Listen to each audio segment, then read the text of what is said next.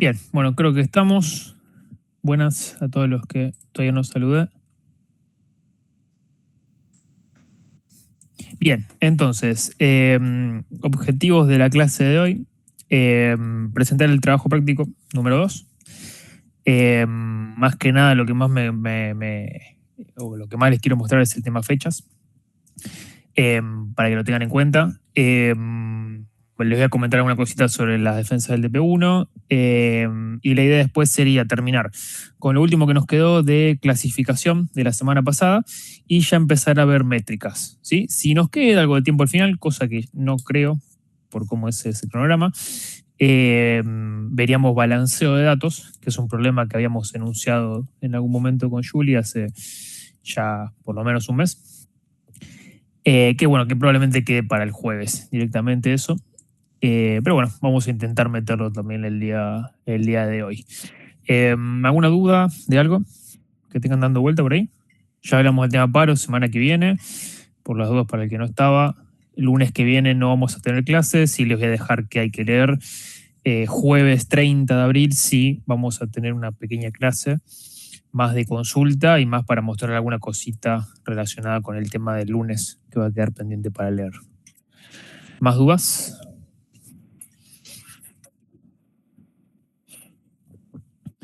Sobre defensas TP1,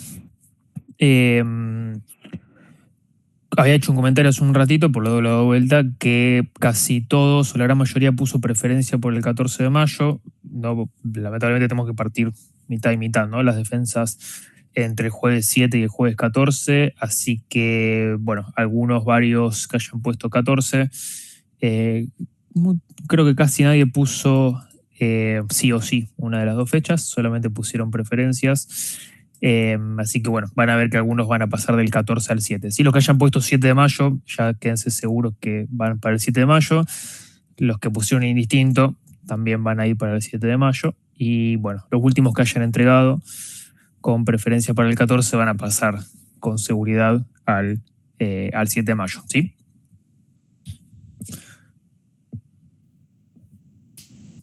Manitos para arriba, para abajo.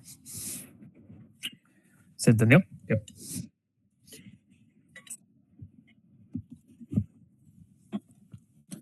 Bien, perfecto. Bueno, entonces, de vuelta, tienen en la carpeta del TP número 2 subido el trabajo práctico número 2, valga la redundancia, donde van a haber dos archivos. Uno es este, que es el Wordcito, es un documento igual, idéntico al del TP1.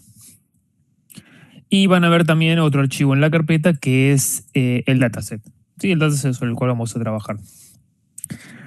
¿Qué es lo que tiene este dataset? Bueno, acá ahora vamos a resolver en este trabajo, a diferencia del TP1, un problema de clasificación. El dataset tiene una gran cantidad de variables predictoras relacionadas a climatológicas. Después las van a ver cuando entren al notebook, pero cuando vean los datos, perdón. Pero bueno, están asociadas con temperaturas, presiones, humedades, nublados, horas de sol, etcétera, que están básicamente indexadas por fecha y región. ¿Sí? ¿De dónde son estas regiones? Son ciudades de Australia. Para ser más preciso, 49 ciudades distintas de Australia. Donde el objetivo va a ser ajustar modelos acorde a una variable que se llama Rain Tomorrow. ¿Qué es Rain Tomorrow? Básicamente es una variable que mide si el día de mañana va a llover o no va a llover. ¿Sí? La idea es, con las variables que tenemos, que van a ser presiones, temperaturas, humedades, etcétera, del día de hoy, o sea, del mismo día de hoy, vamos a ver qué se puede predecir para el día de mañana. ¿Sí? Vamos a ver si eso efectivamente es bueno o no como input para predecir el día de mañana. Ya les digo que no es perfecto porque, bueno, hay una gran cantidad de variables. No sé si conocen el problema de meteorología en general, no importa, no es necesario, pero ya les adelanto que hay una cantidad de variables importantes que no están puestas acá, como para ver hacia el día de mañana. Entonces, bueno, esto es simplemente un poco más para ver si efectivamente podemos llegar a encontrar algún tipo de relación. Y algo les digo que van a encontrar. Bien, tengan en cuenta que Ahora, para este trabajo práctico, el objetivo final es una puesta en producción. ¿Sí? Entonces, que eso lo vamos a ver en la unidad 6. Entonces, el objetivo final en sí es que el input, que haya un input, que sea efectivamente datos de un día en particular, cualquiera, ¿sí? Pueden ser reales, inventados, eso no importa, pero que el modelo efectivamente tiene que poder hacer una predicción sobre esos datos. Y un modelo ajustado con ciertas métricas tiene que devolver algún tipo de resultado cuando recibe un input. ¿Sí? Eso lo vamos a hacer con Docker. Lo vamos a hacer hacia la unidad 6 de vuelta, así que todavía por eso no se preocupen, pero el objetivo final de este trabajo está más relacionado con esa entrega y esa puesta en producción. ¿Sí? Ese es el objetivo final. Después van a ver que el trabajo sobre el notebook es parecido al TP1, solo que le hemos agregado algunas cositas más que nada teniendo en cuenta que para esta segunda parte vamos a ver redes neuronales, vamos a ver optimización de modelos, vamos a ver optimización de hiperparámetros. Entonces, bueno, hay algunos ítems más, pero en general el objetivo principal es el que cambia. ¿Sí? ¿Hasta ahí vamos bien? ¿Se entendió? ¿Más o menos? Bien. Bien, perfecto. Esto es exactamente igual que en el TP1, ¿sí? Esto también. Esto en general, esto después leanlo bien, ¿sí?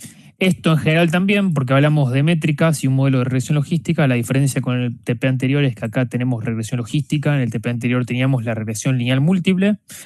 Son los modelos, digamos, equivalentes, entre comillas, entre lo que es regresión y clasificación, porque los dos son tipos de modelos lineales. La diferencia es que acá, esto lo vamos a ver hoy, tenemos otro tipo de métricas, ¿sí? Que ahora después vamos a ver un poco de qué se trata esto. Algo de acá ya les debe sonar, de intro a IA, tal vez también de otro lado. Pero bueno, en general las métricas van a ser bastante distintas que las que veníamos trabajando con regresión. ¿Qué es lo que viene después? Todo lo que está de acá para abajo no lo vimos hasta ahora, así que si no les suena, perfecto, esa es un poco la idea. Pero bueno, después de esto viene implementar un modelo base, esto lo vamos a ver hacia la semana que viene, de qué se trata esto. Optimizar la selección de hiperparámetros. Sí, hiperparámetros sí, les debe sonar que eran, porque ya lo hemos definido. Bueno, acá la idea va a ser hacer una optimización como corresponde. El del TP pasado fue algo un poquito manual. Acá vamos a hacerlo un poquito más prolijo. También un tema de la unidad 4. Vamos a implementar explicabilidad de modelos, esto es interpretar qué patrón efectivamente se ha encontrado dentro del algoritmo. Implementar un modelo de AutoML, que AutoML es Automated Machine Learning, también un tema de la unidad 4. Después vamos a ver de qué se trata eso. Pero bueno, ya la palabra un poco les dice, ¿no? Machine Learning automático, ¿sí? Algo que automáticamente pueda entrenar un modelo de Machine Learning. ¿Sí? Va un poquito por ahí. Después, redes neuronales. ¿Sí? Acá la idea va a ser implementar lo mismo que hicimos con la regresión logística, pero ahora con una red neuronal, y esto nos va a permitir agregar algo muy importante que es no linealidad del problema. ¿Sí? Hasta ahora siempre venimos trabajando con modelos lineales. Ya se habrán dado cuenta un poco con el TP1 también de que eso se queda un poco corto. ¿Sí? Bueno, no necesariamente las relaciones, los patrones en la realidad son lineales, casi nunca ese es el caso, así que esto nos va a permitir encontrar probablemente una métrica un poco mejor. Comparación de modelos, sí, después también de vuelta en la unidad 4 vamos a ver un poco de qué se trata esto, pero en sí, comparación de modelos, imagínense que si tenemos modelos distintos, con métricas distintas, compararlos implica un poco comparar esas métricas, por ejemplo, ¿no? Comparar la complejidad que hay entre ellos y demás. ¿Sí? Algo parecido a lo que ya han hecho un poco en el TP1, cuando han tenido que elegir algún algoritmo, porque ya han entrenado varios algoritmos, ¿sí? En el TP1. La regresión lineal lazo, con Rich, con ElasticNet, etc. ¿no? Y de hecho han cambiado un poco también los parámetros ahí también, ¿no? Entonces, bueno, ya han hecho alguna especie de comparación de modelos, es bastante intuitivo dentro de todo. Todo lo que es la puesta en producción, sí, MLOps, acá, bueno, esto lo vamos a ver más adelante, así que esto por ahora no se preocupen. Conclusión del trabajo, defensa del trabajo, formulario para hacer la entrega, exactamente el mismo que el que tienen ahora. El repo tiene que ser el mismo que el que vienen usando ahora. El TP se llama distinto. Si el anterior era de regresión, este ahora es de clasificación. Fechas. Bueno, ya tienen la data, ya pueden empezar a trabajar con inicialmente todo lo que es el análisis exploratorio de datos, que ese es el ítem 1. El ítem 2 es todo lo referido a la regresión logística, ¿sí? Lo que hemos visto en código el jueves pasado. El ítem 3 es el modelo base, ¿sí? Van a ver que es relativamente simple, pero lo vamos a ver recién la semana que viene. Y la optimización de hiperparámetros, ¿sí? Eso es todo lo que entra en la primera entrega, ¿sí? Después, según cómo vean, a la vez que como hicimos con el TP1, vamos a ver si los 4 ítems pueden entrar. Perdón, acá el cuarto ya estaba pasado para abajo. Ahí está. Bien. Hasta el 3 va a ser la primera entrega, ¿sí? 15 de mayo. Fíjense que después hay más o menos 2 semanas, un poquito más, entre cada una de las entregas, ¿sí? Así que ojo con eso.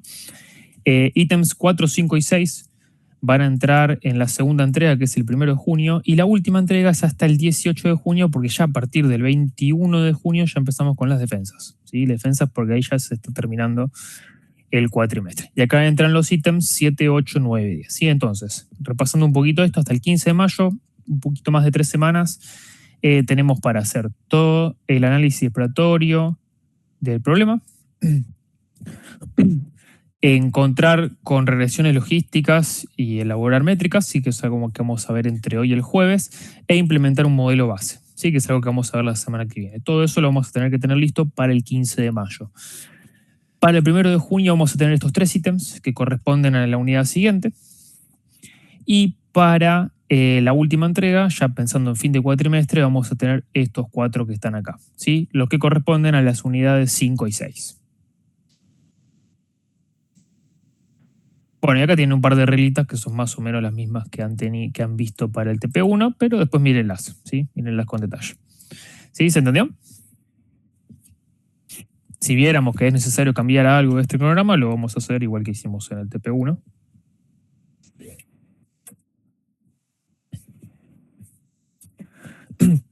Sí, a diferencia del TP1, una vez que entreguen esta primera parte, van a recibir un feedback, ¿sí? Que será antes de esta fecha, antes de la segunda fecha, donde empezaremos a ver un poquito cómo han hecho el análisis exploratorio de datos y demás. Bien, dicho eso, si no hay dudas, hasta acá sí tenemos que a algunos grupos de 2, que todavía son de 2, tenemos un par de personas en solitario para agregar por ahí, ¿sí? Para dedicar a este TP, que se han sumado un poquito más tarde a la materia, que no han hecho el TP1, pero sí van a participar del 2. Así que los que estén de 2 puede ser que reciban hoy mismo, mañana, ya un mail incorporando una persona más al grupo. Si no me equivoco, había 2 personas en esa situación. Yo, profe. Bien, perfecto. Vos, Nico, y una persona más que se llama Facundo. Bien. Hoy mismo ya creo que hay 2 grupos de 2. Ahora después lo confirmamos bien. ¿Sabes que no sé si hay 2 grupos de 2? A ver. Segundo.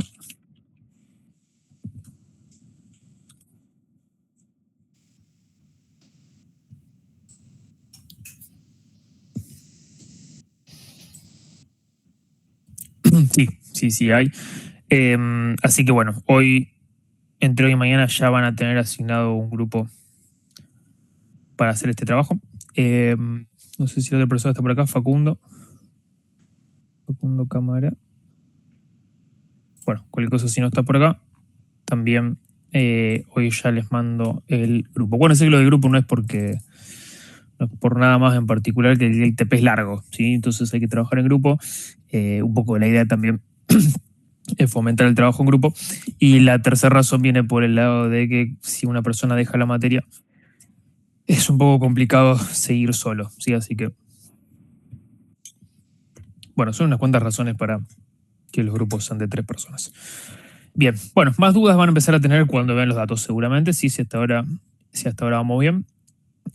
Así que bueno, de vuelta acá, recuerden que tienen el grupo de Telegram que hasta ahora no lo han usado. Estoy muy enojado al respecto, así que empiecen a usarlo. Pueden plantear cualquier tipo de debate sobre esto, principalmente esta es la parte que más debate necesita. Sí, la realidad es que no nos alcanzan las horas de clase para poder debatir absolutamente todo, sobre todo lo que quisiéramos hacer efectivamente, así que aprovechen ese grupo para hacer esto. Pueden salir a cagar debate entre ustedes. Prefiero que todo debate pase por ahí y no pase por privado, ¿sí? Porque prefiero que les sirva a todos. Así que úsenlo para eso. Vi que tampoco están todos, no es obligatorio estar, igual no se preocupen. Pero bueno, intenten aprovecharlo para eso. Nos pueden consultar también por ahí sin ningún tipo de problema. También en general casi todos los jueves vamos a tener disponible un buen rato para hacer consultas, ¿sí? Pero más que nada relacionadas, o van a ver que la mayoría de las consultas van a ir un poco por este lado, ¿sí? El análisis exploratorio de datos, en este caso el de P2, es bastante más largo que el del 1, simplemente porque tenemos muchas más variables, ¿sí? Entonces van a ver que es un poco más pesado. Si no lo subestimen, empiecen a hacerlo lo antes posible.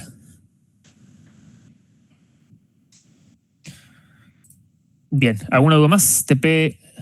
Sobre TP2, TP1, cualquiera de los dos.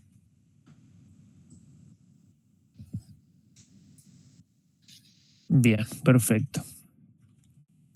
Bueno, teníamos alguna cosita pendiente. Voy a hacer un pequeño repaso sobre esto, porque sentí que los perdí un poco en esta clase, en la clase pasada. Lo que habíamos hecho la semana pasada era trabajar o empezar a trabajar sobre modelos lineales para clasificación.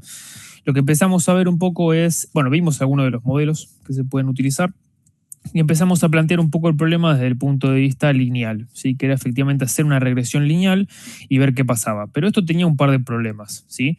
El principal era que esta recta que está acá no nos daba un modelo de probabilidad, ¿no? Porque la recta que está por acá tiene un conjunto de llegada que va en los reales, ¿sí? Entonces que va de menos infinito a infinito, y por lo tanto no podía representar correctamente un modelo de probabilidad que tiene que estar entre 0 y 1. ¿Sí? Ese era nuestro principal problema, además de que teníamos un problema acá con lo que era la varianza en este modelo, y un segundo o tercer problema, donde ya si pensamos en un problema multiclase, ya no podemos hacer una solución porque no podemos hacer una codificación de esta variable target que tenemos dando vuelta por acá, porque ya acá pierde todo el sentido lógico por no ser ordinal la variable. Sí, entonces eso era uno de los problemas que habíamos visto. ¿Cómo lo solucionamos o cómo lo intentamos solucionar hasta la clase pasada?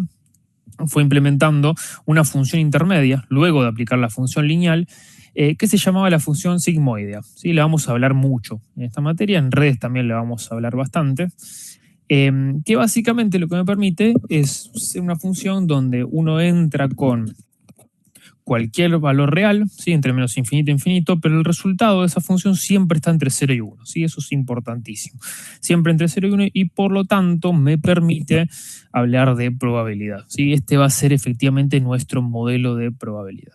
Y lo que hacíamos después con nuestro modelo de probabilidad, ¿sí? Que nuestro primer objetivo es tener este tipo de modelos implementado. Lo segundo que podíamos hacer es efectivamente, bueno, una vez que querramos hacer una predicción, por ejemplo, si me paro en el caso del TP2, queremos saber si el día de mañana va a llover o no. O sea, no queremos solamente la probabilidad de lluvia, sino que también queremos saber si efectivamente va a llover o no, ¿no? Entonces ese es el objetivo un poco del trabajo. Entonces la idea es poner una función, un umbral sobre si la probabilidad está por encima de ese umbral, el resultado es que mañana va a llover, y si no, el resultado es que mañana no va a llover. ¿Sí? Esto es importante también porque es lo que nos va a dar métricas. ¿Sí? ¿Métricas por qué? Perdón. Porque nuestro modelo de probabilidad no tenemos nada para contrastarlo con valores reales. ¿Sí? Porque para las observaciones XY que tenemos en nuestro dataset, nosotros vamos a saber si los días anteriores llovieron o no llovieron. ¿Sí? No vamos a tener la probabilidad de lluvia, ¿sí? Porque la probabilidad es un modelo, ¿sí? No es algo real. Entonces, en nuestras observaciones tenemos si llovió o si no llovió. ¿Sí? Es lo que tenemos. Entonces, nuestra función de decisión nos va a dar algo para hacer esa comparación. Si efectivamente llovió y el valor real era lluvia, si nuestra función de decisión dice que no llueve y la observación dice que llovió o dice que no llovió. Entonces ahí vamos a tener aciertos y errores en nuestro modelo, a partir del cual podemos empezar a construir métricas para saber cómo se desempeñó nuestro modelo. ¿Sí? Eso difiere mucho del problema de regresión, porque en regresión la función final acá nos daba un número y nuestra observación era un número, y simplemente hacíamos la diferencia entre ellos, lo elevábamos al cuadrado, le hacíamos el valor absoluto, hacíamos distintas cosas, distintas operaciones matemáticas entre esos dos números. ¿Sí? Pero ahora vamos a tener ceros y unos acá, vamos a tener ceros y unos acá, en el problema binario, por lo menos, y ya. ¿Sí? Eso va a ser todo. No tenemos ahora valores continuos, sino que tenemos simplemente ceros y unos. ¿Sí? Nada más que eso. Entonces el concepto de métrica va a cambiar bastante. Bueno, teníamos la función sigmoidea, la función de decisión, hablamos de la función logística, hablamos de la razón de probabilidad, del logaritmo de las chances, ¿sí? Donde acá lo que hicimos fue demostrar básicamente que, si me vengo para acá, lo que habíamos demostrado acá en esta diapositiva era que la frontera, me vengo para acá de vuelta, habíamos hablado de qué era la frontera, esta que está acá, que básicamente es la que divide que de un lado de la frontera la predicción de este algoritmo o el ajuste de este algoritmo es color celeste, clase celeste en este caso, y clase verde en este lado, ¿sí? Y lo que hemos demostrado es que este modelo de regresión logística que planteamos tiene esta frontera. ¿Se acuerdan qué forma tenía esta frontera? En este caso, en el modelo de regresión logística, ¿qué forma tenía? ¿Era una recta, era una curva? Era una recta, ¿no? Una recta, exactamente. Sí, lo que hemos demostrado es que para un umbral de probabilidad fijo vamos a tener una recta acá. ¿Sí? Esta va a ser nuestra recta frontera. Para acá es celeste, para acá es verde. Pero para cualquier umbral de probabilidad íbamos a tener una recta. ¿Sí? Si queríamos una recta que tenga un umbral de probabilidad más alto, iba a estar por acá. Un umbral de probabilidad más bajo iba a estar por acá. Pero todas iban a ser rectas y todas paralelas entre sí. ¿Sí? Eso es lo que habíamos demostrado. Y que también deben haber visto en un notebook, corríjanme, el jueves. ¿Sí? ¿Se acuerdan por las dudas de ese notebook?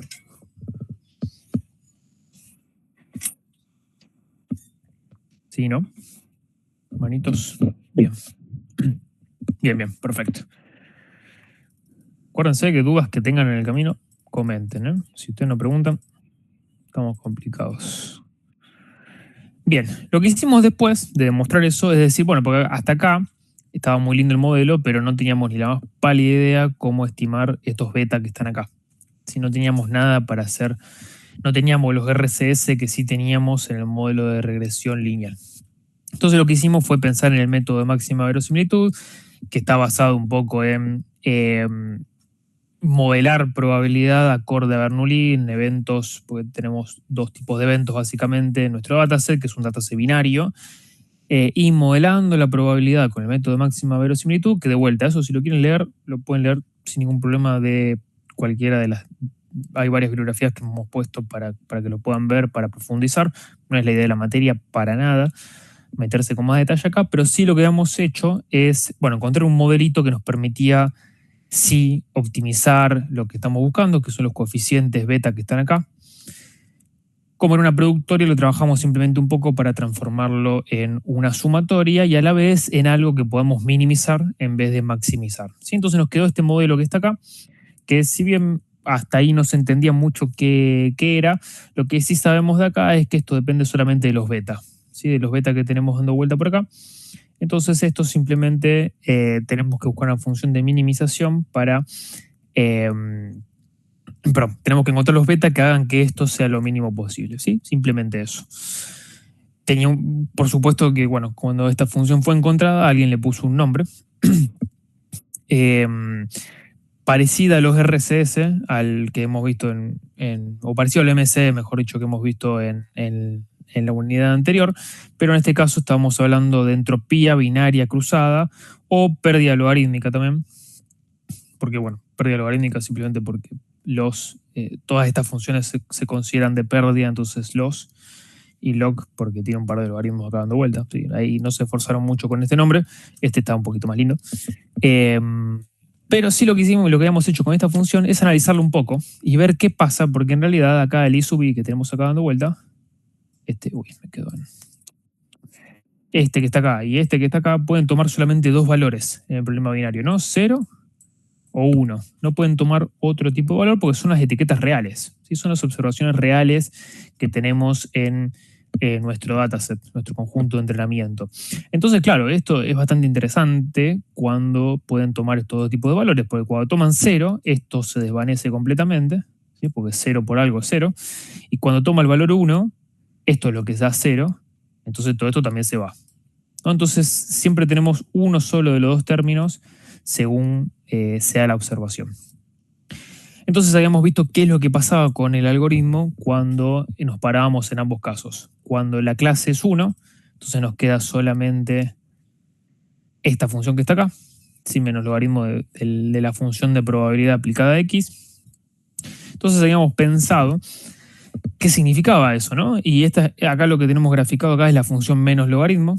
Sí, acuérdense que la función logaritmo hace esto, ¿no? Entonces menos logaritmo es la que está dibujada ahí. Y lo que hemos visto es que, bueno, esto es una observación que es efectivamente clase 1. ¿Sí? Y si es 1 y es un dato positivo, y sería el dato lluvia, por ejemplo, en el caso del TP, y igual a 0 sería no lluvia, ¿sí? Son los únicos dos casos que podemos tener en un problema binario. Y esto lo que nos decía es que si nuestro algoritmo de probabilidad, este que está acá, dice que hay una probabilidad muy alta, ¿sí? Si estoy parado por acá, de que la clase sea 1, entonces la penalidad de este modelo es poca, o 0 prácticamente. Y eso es lo que efectivamente busco con esta función de pérdida. Si estoy diciendo con una probabilidad muy alta que algo va a suceder y efectivamente sucedió, entonces es algo que no debería penalizar mucho, ¿no? Debería ser una pérdida bastante baja. Ahora, si digo con una probabilidad muy baja de que algo va a suceder y efectivamente sucede, ¿sí? O sea, si yo digo hay una probabilidad muy baja de que este hecho suceda y sucedió después, entonces mi algoritmo de probabilidad no se está ajustando bien a esa observación en particular, ¿no? Entonces, para esa observación que está acá, voy a tener una pérdida bastante alta. Y es más, si yo digo que hay una probabilidad 0 de que ocurra algo, y efectivamente sucede, ahí tengo una penalidad infinita. ¿Sí? Es un poco la idea que habíamos visto que estaba atrás de la entropía binaria cruzada. Y es exactamente análogo para el caso clase igual a 0, porque fíjense que son totalmente simétricas, ¿sí? Estas dos que están acá. ¿Hasta ahí vamos bien? Creo que más o menos por ahí habíamos terminado, sí. ¿Dudas sobre el repaso?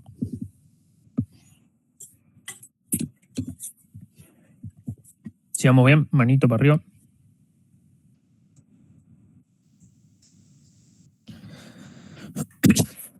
Bien.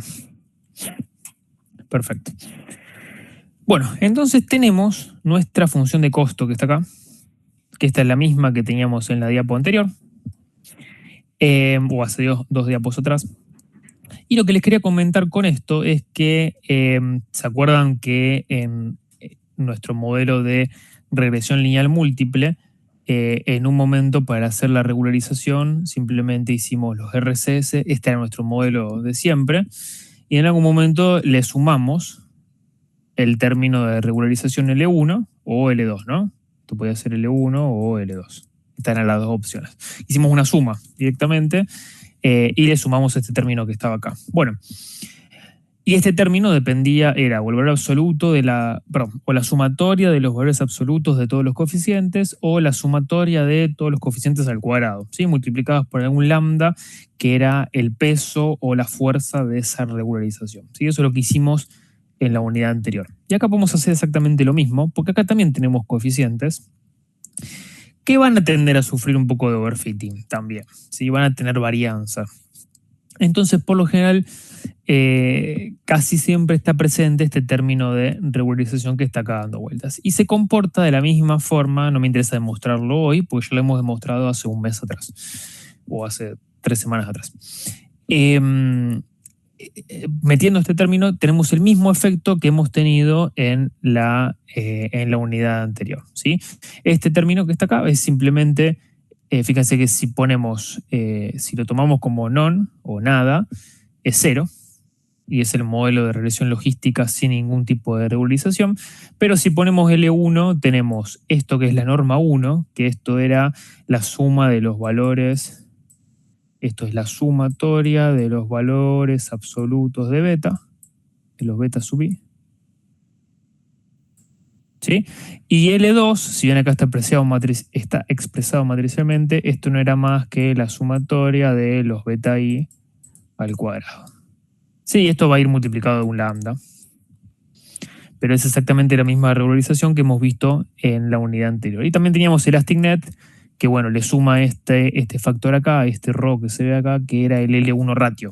¿Sí? El L1 ratio que habíamos visto también en la unidad anterior.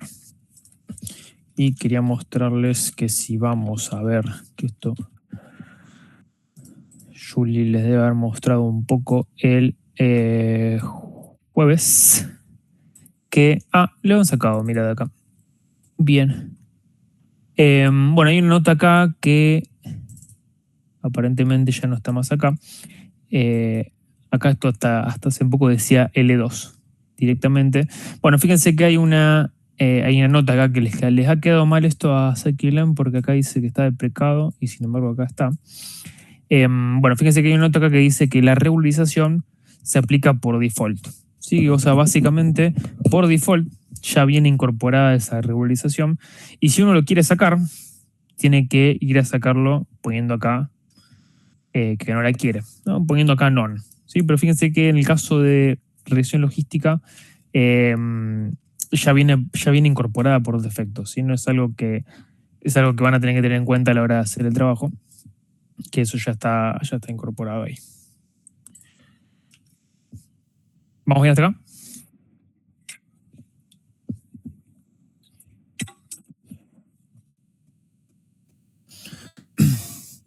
Bien, por las dudas recordamos, la regularización se usaba para evitar o para disminuir la varianza. ¿Sí? Ese era su objetivo principal. Y básicamente lo que hacíamos era intentar limitar todos los coeficientes, ¿sí? Que teníamos. Un segundo, me parece.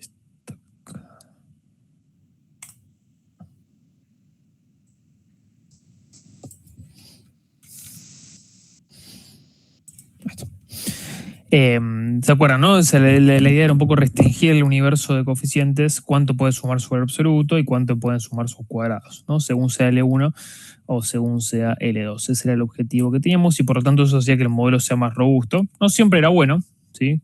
Si era bueno o era malo, bueno, tenía sus conclusiones que podíamos sacar de ambos casos, pero la idea era un poco eso. Bien. Hasta acá les mostré un poquito la función de costo, pero no dijimos nada o no dijimos mucho sobre efectivamente cómo vamos a llegar al punto óptimo, ¿no? Al punto que tiene los mejores beta. Lo que tenemos que pensar un poquito acá lo voy a hacer un poquito más abstracto y no tan teórico. ¿Sí? Después, sí, de vuelta, que lo quiere profundizar, tenemos la bibliografía disponible, pero no es tanto el objetivo de la materia en sí. Pero sí para que se lleven una idea más o menos de qué estaríamos haciendo acá. En nuestro dataset vamos a tener cierta cantidad de valores con i igual a 0 y cierta cantidad con i igual a 1. ¿Sí? Idealmente, después vamos a ver por qué, pero idealmente la misma cantidad de ambos. Entonces, para ciertos valores de beta, esta función queda fija.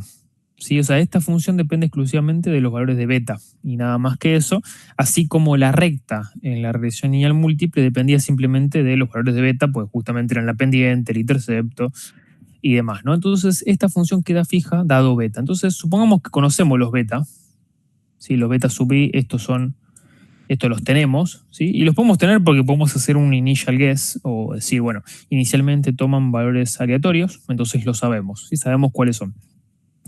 Eso va a hacer que las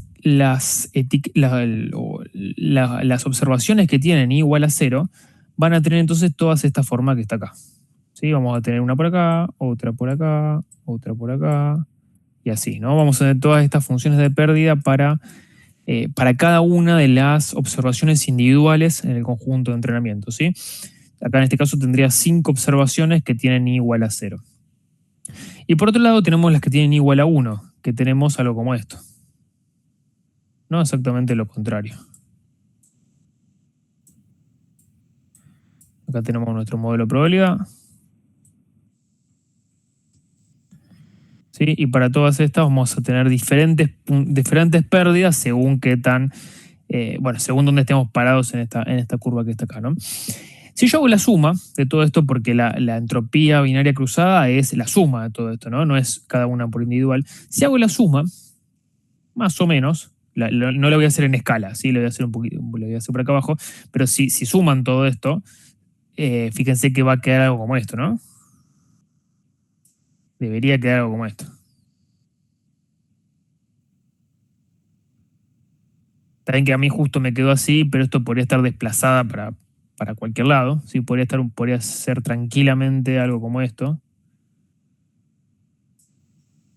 Vamos a hacerlo acá abajo. Me podría haber quedado tranquilamente esto. Sí, y tranquilamente podría haber estado ahí. Pero lo que les quiero mostrar un poco con esto es simplemente, esto es pérdida. O sea que de este lado tenemos la función de pérdida. Y la pérdida, así como vimos en la unidad anterior, siempre es algo que queremos minimizar, ¿no? Por eso es una función de pérdida. Lo lógico sería, queremos la menor pérdida posible, ¿no? O sea, el punto de entrenamiento óptimo va a estar en el punto de menor pérdida, es decir, acá o es decir, acá. Inicialmente vamos a estar parados con algún BT, inicialmente vamos a estar parados en alguno de estos puntos de esta curva. ¿Sí? Por ejemplo, acá. ¿Sí? Con los betas tal que hagan que la pérdida esté por acá. ¿Sí? Y si la función de pérdida tiene esta forma, ya conocemos un método para llegar de este punto a este punto. ¿Se acuerdan cuál es?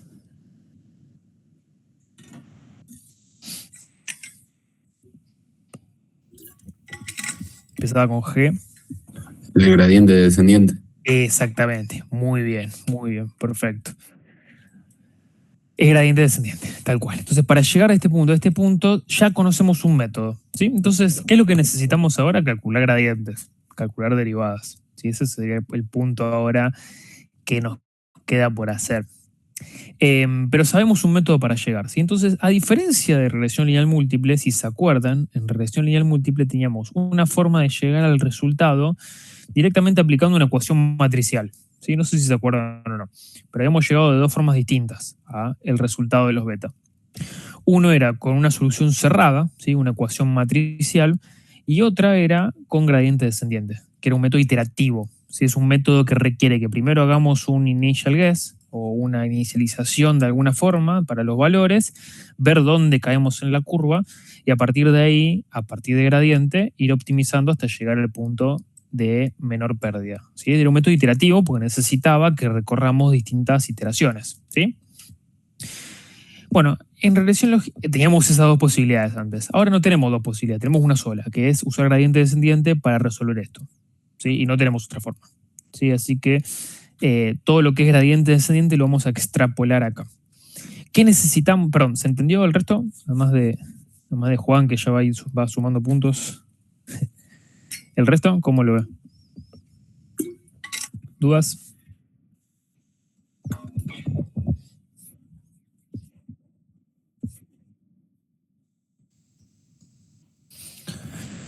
Bien. Lo que nos queda por hacer es simplemente calcular derivadas, que es un poco lo que tengo escrito acá. ¿Sí? No quiero que se pierdan acá porque el objetivo no es que ustedes después en ningún tipo de parcial les voy a pedir demostrar lo que está acá, ni mucho menos, así que no me interesa lo más mínimo que se aprendan lo que está acá, pero sí quiero que me sigan un poquito la idea, solamente, que es que es tranquilo que le voy a tomar otras cosas. Sí quiero que me sigan un poquito la idea, sí que es básicamente ver cómo llegamos más o menos a esa derivada. ¿Por qué quiero que me sigan? Porque después cuando veamos redes neuronales vamos a hacer esto muchísimo más que lo que estamos haciendo acá, ¿sí? Y si no me siguen hoy, esa clase menos, y ahí sí van a tener problemas con con todo absolutamente lo que esté relacionado a redes después más adelante, ¿sí? Ya se los aseguro. Así que simplemente con esto quiero que me sigan más o menos un poco por arriba cómo llegamos a este gradiente que está acá. Y esto era básicamente así. Nosotros tenemos acá la función lineal. Después a esa función lineal, ¿qué es lo que hacíamos? Le aplicábamos la función sigmoidea, ¿sí? Que creo que ya les comenté que, bueno, la letra sigma, esta que está acá, se usa como referente de la función sigmoidea, por eso acá dice sigma de z, ¿sí? Z sería la función lineal, sigma de z sería la función sigmoidea, aplicada a la función lineal. Y después tenemos nuestra función de pérdida. Fíjense que nuestra función de pérdida necesita las probabilidades, ¿sí? Necesita nuestro modelo de probabilidad. Y necesita también los valores reales de I. O sea, necesita I sombrerito es nuestro modelo de probabilidad, que está acá, que a la vez tiene una A acá para simplificar un poquito las cuentas nada más. Y también nuestra función de pérdida necesita las etiquetas reales de I, ¿sí? Pero no necesita, ojo, miren esto, no necesita, porque en regresión sí lo necesitaba, no necesita la predicción o el ajuste de las etiquetas, ¿sí? No sé si se acuerdan, pero en regresión usábamos. En regresión era muy sencilla la función de pérdida, era la resta de las dos cosas y listo, elevado al cuadrado. Acá usamos nuestro modelo de probabilidad y sombrerito, nuestras etiquetas reales, pero no estamos usando en esta función de pérdida cuál es la etiqueta que predice el modelo, ¿sí? O sea, no estamos usando el dato de si el modelo dice que llueve o que no llueve, o que predice clase 0 o clase 1, ¿sí? Entonces lo que no estamos usando acá en esta función de pérdida, es el umbral. Es umbral de la función de decisión. No estamos teniendo en cuenta para nada, ¿sí? Nos estamos quedando simplemente con probabilidad, ¿sí? Probabilidad y etiquetas reales. Y nada más que eso, ¿sí? Algo a tener en cuenta. A mí me resulta interesante, ustedes no sé. Pero bueno, algo a tener en cuenta es eso. Bien. ¿Vamos bien hasta ahí? Más o menos. No tendría que haber dicho que esto no entraba en el parcial. No me estoy arrepintiendo. Lo podemos hacer entrar, ¿eh? Si quieren. Si no hablan, lo hago entrar.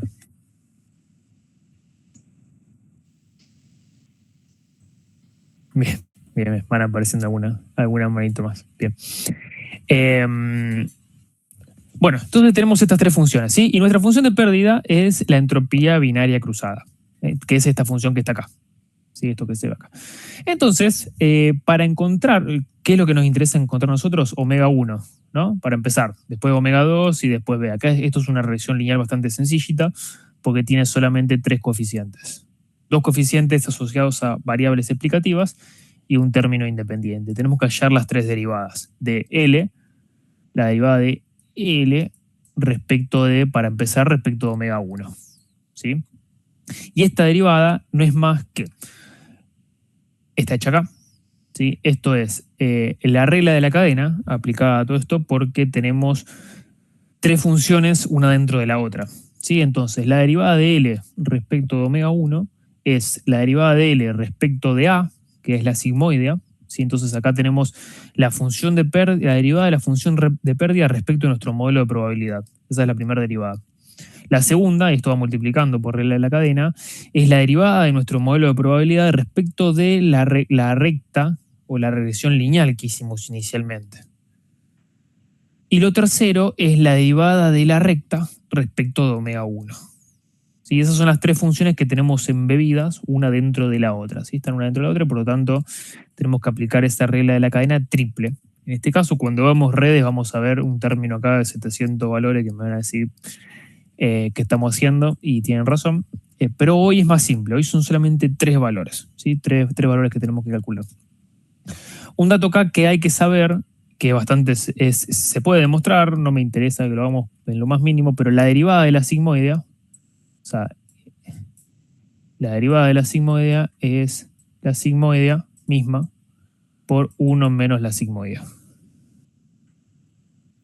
Sí, esto parece un 6 que está acá, pero bueno, eso serían sigmas. Se puede demostrar por la función de la sigmoidea, no sé si se acuerdan que deriva de exponenciales, la derivada de la exponencial es la misma exponencial. Entonces sale bastante sencillo dentro de todo que esto sucede. Después si quieren lo pueden probar y lo demostramos cualquier cosa, no hay ningún tipo de problema. Pero bueno, por ahora créanme que la derivada de la sigmoidea da esta cuentita que está acá. Que eso lo vamos a necesitar para este término que está acá.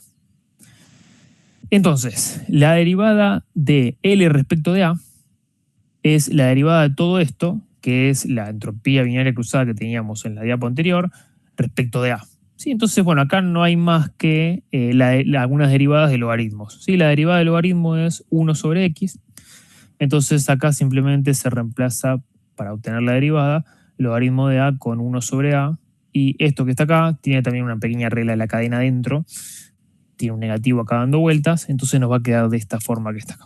¿Sí? Pero no es más que una regla de la cadena aplicada a esto que está acá. Después, la derivada de A respecto de Z, fíjense que acá aparece A por 1 menos A, entonces es esto que les comentaba acá recién. Es algo que se puede demostrar más o menos sencillo. Y por último, la derivada es la más simple, la derivada de z respecto a omega 1, que es x1, ¿no? Acá como es lineal, es un poco más sencilla de derivar, así que queda solamente x1. Y con esto, o sea, si multiplicamos estas tres cosas que están acá, tenemos recién la primera derivada, ¿sí? La derivada de L respecto de omega 1. Podemos hacer lo mismo. Bueno, y si lo simplificamos un poquito más todavía, queda así, directamente. Bueno, para omega 2 es lo mismo, o sea, acá está generalizado un poquito más. Para omega i, simplemente como queda la ecuación. Para B pasa exactamente lo mismo. ¿Qué es lo que vamos a hacer después con esto? Es, si tenemos cuánto vale el gradiente, lo que vamos a hacer con gradiente descendiente es fijar una tasa de aprendizaje, alfa en este caso está puesto por acá, que vamos a multiplicarla por ese gradiente, vamos a poner un signo negativo adelante, ¿se acuerdan? De gradiente descendiente, que iba con un menos, esto. Y lo que vamos a ir haciendo para omega 1, en la medida que vamos haciendo cada una de las iteraciones, es calcular cuánto vale este valor e írselo sustrayendo a omega 1. ¿Sí? Eso es lo que vamos a hacer, como misma, exactamente igual que como hacíamos en regresión lineal múltiple. Simplemente que lo vamos a hacer para todos los parámetros, ¿no? Acá está puesto solamente para omega 1. Bueno, ¿dudas de esto? De vuelta, si la idea no es verlo en detalle, lo conté un poquito por arriba, pero igual si hay dudas, más o menos quedó.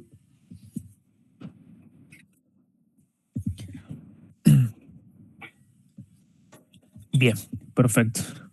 Bueno, cuando volvamos a redes, les voy a recordar esta diapo, van a pensar que esta va a ser una boludez al lado de la de redes, así que, bueno, espero que la hayan disfrutado. Bien. Bueno, esto no importa.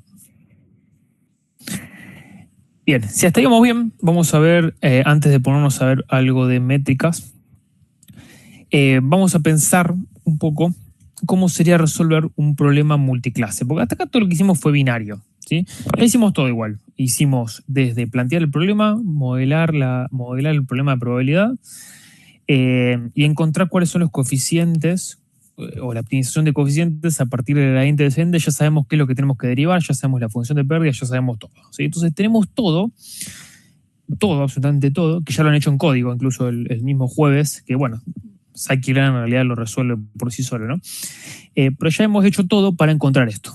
Este modelito que está acá, esta recta que está acá, que es la que dice de este lado es rojo y de este lado es azul, y que divide ambas clases, ¿sí? Separa correctamente, bueno, correctamente es una forma de decir, pero separa ambas clases y cada punto de esta grilla en realidad tiene una probabilidad de pertenencia a cada una de las dos clases, ¿sí? Y esas probabilidades son complementarias, ¿sí? La probabilidad de ser rojo es 1 menos la probabilidad de ser azul, en este caso que está acá.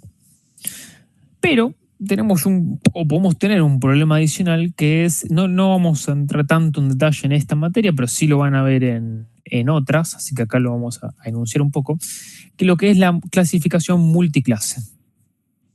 Sí, o sea, ¿qué pasaría si tenemos tres clases? Por ejemplo, ¿no? Tenemos clase roja, clase cruz roja, clase cuadradito azul y clase triángulo verde. Y hay una forma de plantear este problema que está dibujada ahí. ¿Se dan cuenta más o menos qué es lo que está dibujado acá? ¿O qué significan esas tres rectas que están ahí?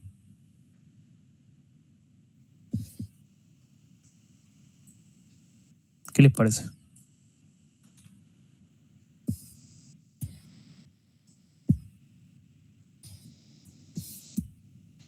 Clasificación entre varios grupos. Exactamente, sí. Bueno, va un poco por ahí.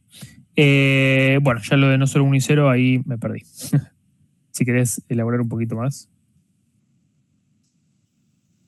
Pero va más o menos por ahí, me parece.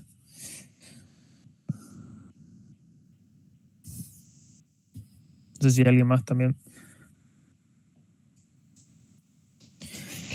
Bien, bueno, la idea al final de todo va a ser tener una sola salida, pero sí podemos tener alguna especie, que va a ser una especie de promedio, digamos, si se quiere, o vista desde distintos, plantear distintos algoritmos para después terminar encontrando una sola solución. Al fin y al cabo, al final de todo nuestro proceso tenemos que quedarnos con una sola salida, pero sí, va un poquito por ahí. Porque lo que está planteado acá, en realidad, o sea, nosotros sabemos resolver un problema hasta ahora, que es el problema es rojo, o es azul. Y si lo digo de otra forma, simplemente lo voy a enunciar de otra forma, el problema en realidad es rojo y no es rojo. Esas son las dos variables que tengo acá. ¿Sí? Esta es roja y esta no es roja. Y acá tengo lo mismo, en realidad. Tengo lo que es rojo, estas que están acá, y lo que no es rojo, que son estas que están acá. ¿Sí? Entonces me voy a parar simplemente en ese problema y voy a decir, vamos a modelar eso primero. ¿Sí? Es rojo y no es rojo. Lo que no es rojo en este caso involucra dos cosas distintas. Por ahora no me importa, ¿sí? Pero ese va a ser mi primer approach de este problema. Y eso como resultado me va a dar esta recta roja que está acá. ¿Sí? Esta va a ser mi recta frontera. Obviamente que después cada punto tiene una probabilidad de pertenencia a la clase roja o a la clase no es roja, que son estas dos juntas. ¿Sí? Ese es nuestro primer modelo acá. Y eso lo puedo hacer tantas veces como tantas clases haya. Y lo que me voy a encontrar son con estos otros dos modelos. Esta azul que está acá, que es que lo que hace es separar la clase azul de la clase no azul. Y este verde que está acá, que lo que hace es separar la clase verde de la clase no es verde. Que en este caso sería la roja y la azul. Y fíjense que entonces me quedan tres modelitos ahí dando vuelta. ¿Sí?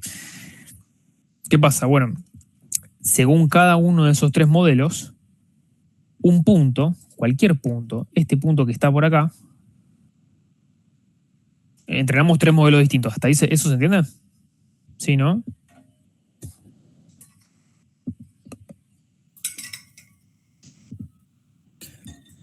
Bien, esas son las tres rectas que hemos dicho acá. Entonces, este punto que está acá tiene una probabilidad de ser rojo,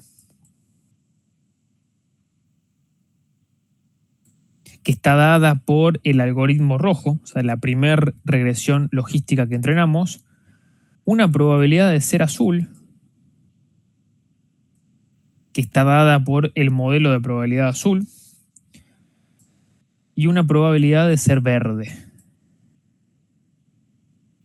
¿sí? Que está dada por el modelo, bueno, el último modelo, ¿no? El que es de probabilidad de ser verde, ¿sí? Entonces, tiene estas tres probabilidades.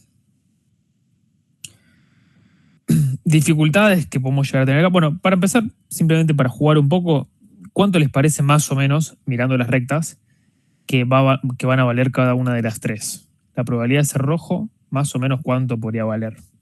Supónganse que las rectas están en el 0,5, sí, de probabilidad.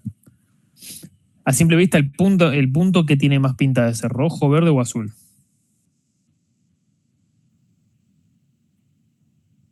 Rojo. Bien, podría ser rojo, podría ser verde también, ¿no? Pero azul casi seguro que no. ¿Sí? No sé si más o menos están viendo todos eso. Bien, rojo, verde, bien, va a ir más o menos por rojo, verde, perfecto. Entonces, esto puede ser que tenga, según el modelo rojo, una probabilidad 0,7 de ser rojo.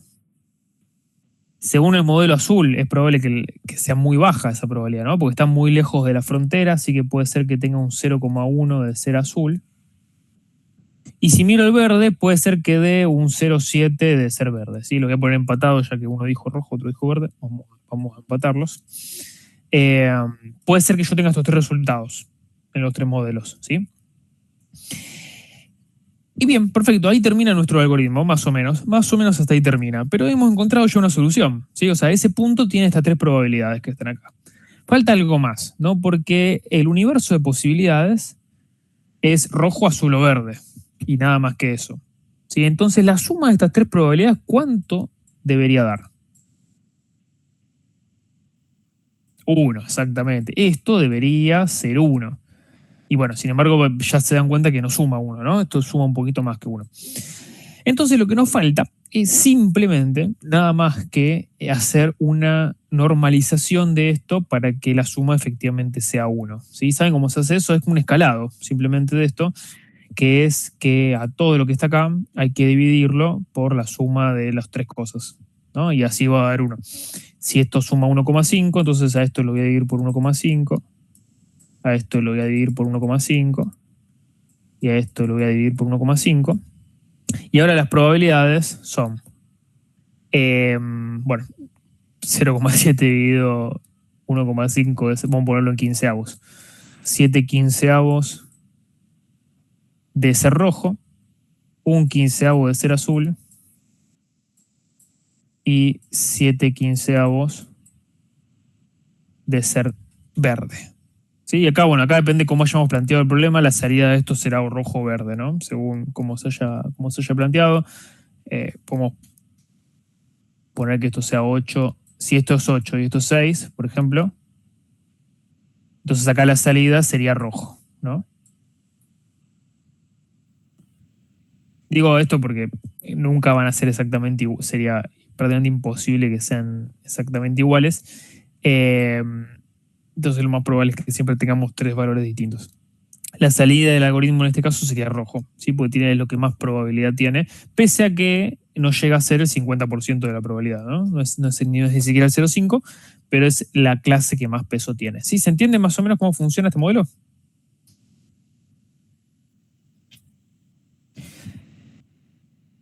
Bien. Y lo que está planteado acá es exactamente igual. Exactamente igual. La diferencia es que está planteado matemáticamente, entonces es más feo, obviamente.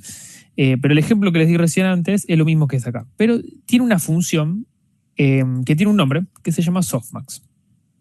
¿Qué hace esta función softmax? Simplemente lo único que hace esta función es hacer esa ponderación de probabilidades, ¿sí? Para que la suma de la probabilidad dada a cualquiera de las clases sea 1. ¿Sí? Porque no hay otra cosa en el universo de etiquetas dando vuelta para que no sea 1. ¿Sí? Entonces lo único que va a hacer es eso.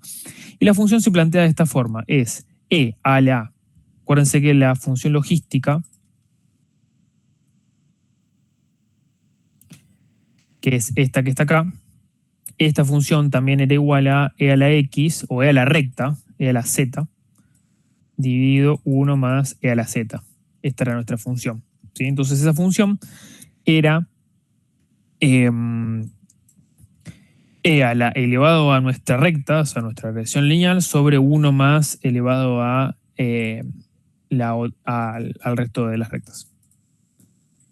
Entonces, si me vengo para acá, fíjese que la función softmax está pensada algo parecido, pero no es tan parecida. O sea, esta función reemplaza la sigmoidea, pero es e elevado a una de las rectas, zi, pero abajo tengo la sumatoria de todas las rectas, ¿sí? No solamente la roja, por ejemplo, sino que acá están la e a la z, es e a la recta azul, e a la recta roja y e a la recta verde, por ejemplo. Entonces tengo la suma de todas esas rectas que están acá. O sea, todos esos tienen valores, ¿no? Y lo que hace esto simplemente es que entonces cuando la suma de las 3 me va a dar 1, ¿sí? Y ya. Esa es la única gracia que tiene esta función. Entonces, parecida a la sigmoidea, pero con una vuelta de rosca para que efectivamente todo sume 1. Acá hay un 1 que está de más. Y así quedaría desglosada con todos los coeficientes, ¿sí? Tenemos los coeficientes de cada una de las 3 rectas acá, dando vueltas, ¿sí? Por eso es un poquito más pesado esto, porque ahora no tengo una sola tira de coeficientes, sino que tengo 3 tiras de coeficientes, simplemente porque tengo 3 rectas acá, ¿sí? Acá hay 3 rectas. ¿Sí? ¿Se entiende entonces más o menos cómo quedó el problema de multiclase? De vuelta también lo vamos a retomar cuando veamos redes. ¿Sí? Esta función es muy conocida también en redes neuronales y nos va a servir siempre que la salida sea multiclase. ¿Sí? Siempre que tengamos más de 2 clases, usamos la softmax. Si tenemos solamente 2 clases, usamos la sigmoidea. ¿Sí? ¿Sí, no? Más o menos estamos.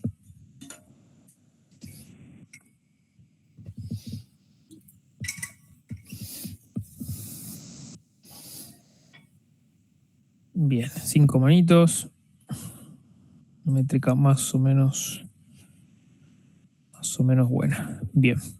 Porque más o menos son los mismos, así que bueno, son los que más fe les tengo hasta el final. Bien.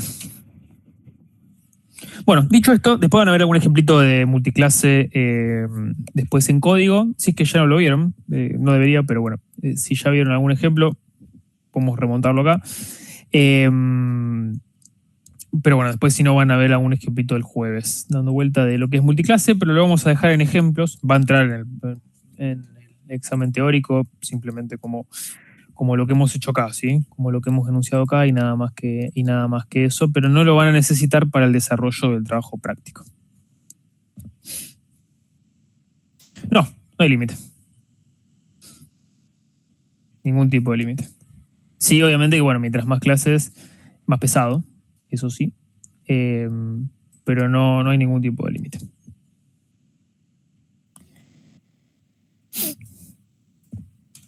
Es un modelo que también se conoce del tipo 1 versus todos. ¿Por qué 1 versus todos? Porque, bueno, uno va haciendo distintos modelos, haciendo una clase versus el resto, ¿no? Entonces, ese también es un poco el nombre con el que se conoce ese tipo de algoritmos. Pero bueno, en realidad consiste en entrenar tantas regresiones logísticas como clases tengas, y eso no es tan pesado tampoco, ¿sí? Son modelos lineales, entonces no termina siendo tampoco tan pesado. Después, cuando veamos redes, a la función softmax la vamos a encarar de una forma un poco distinta, no con modelos lineales, entonces, bueno, ahí va a ser un poquito distinto y ni siquiera tan pesado como acá. Acá simplemente hace una ponderación de lo que son las funciones, de esas funciones lineales y no mucho más. Pero bien, buenísima la pregunta. ¿Alguna duda más respecto de regresión logística, respecto de clasificación multiclase? ¿Vamos bien?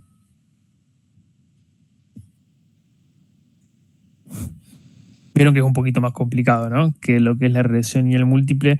Más que nada porque, bueno, encaramos un modelo de probabilidad y por lo tanto a la función de pérdida le hemos tenido que dar una vuelta de rosca un poquito más grande, ¿no? Entonces vieron que es un poquito más complicado. No sé cómo les resultó. Si más difícil que la unidad 2, igual de difícil, más fácil. Pues si alguien me quiere contar.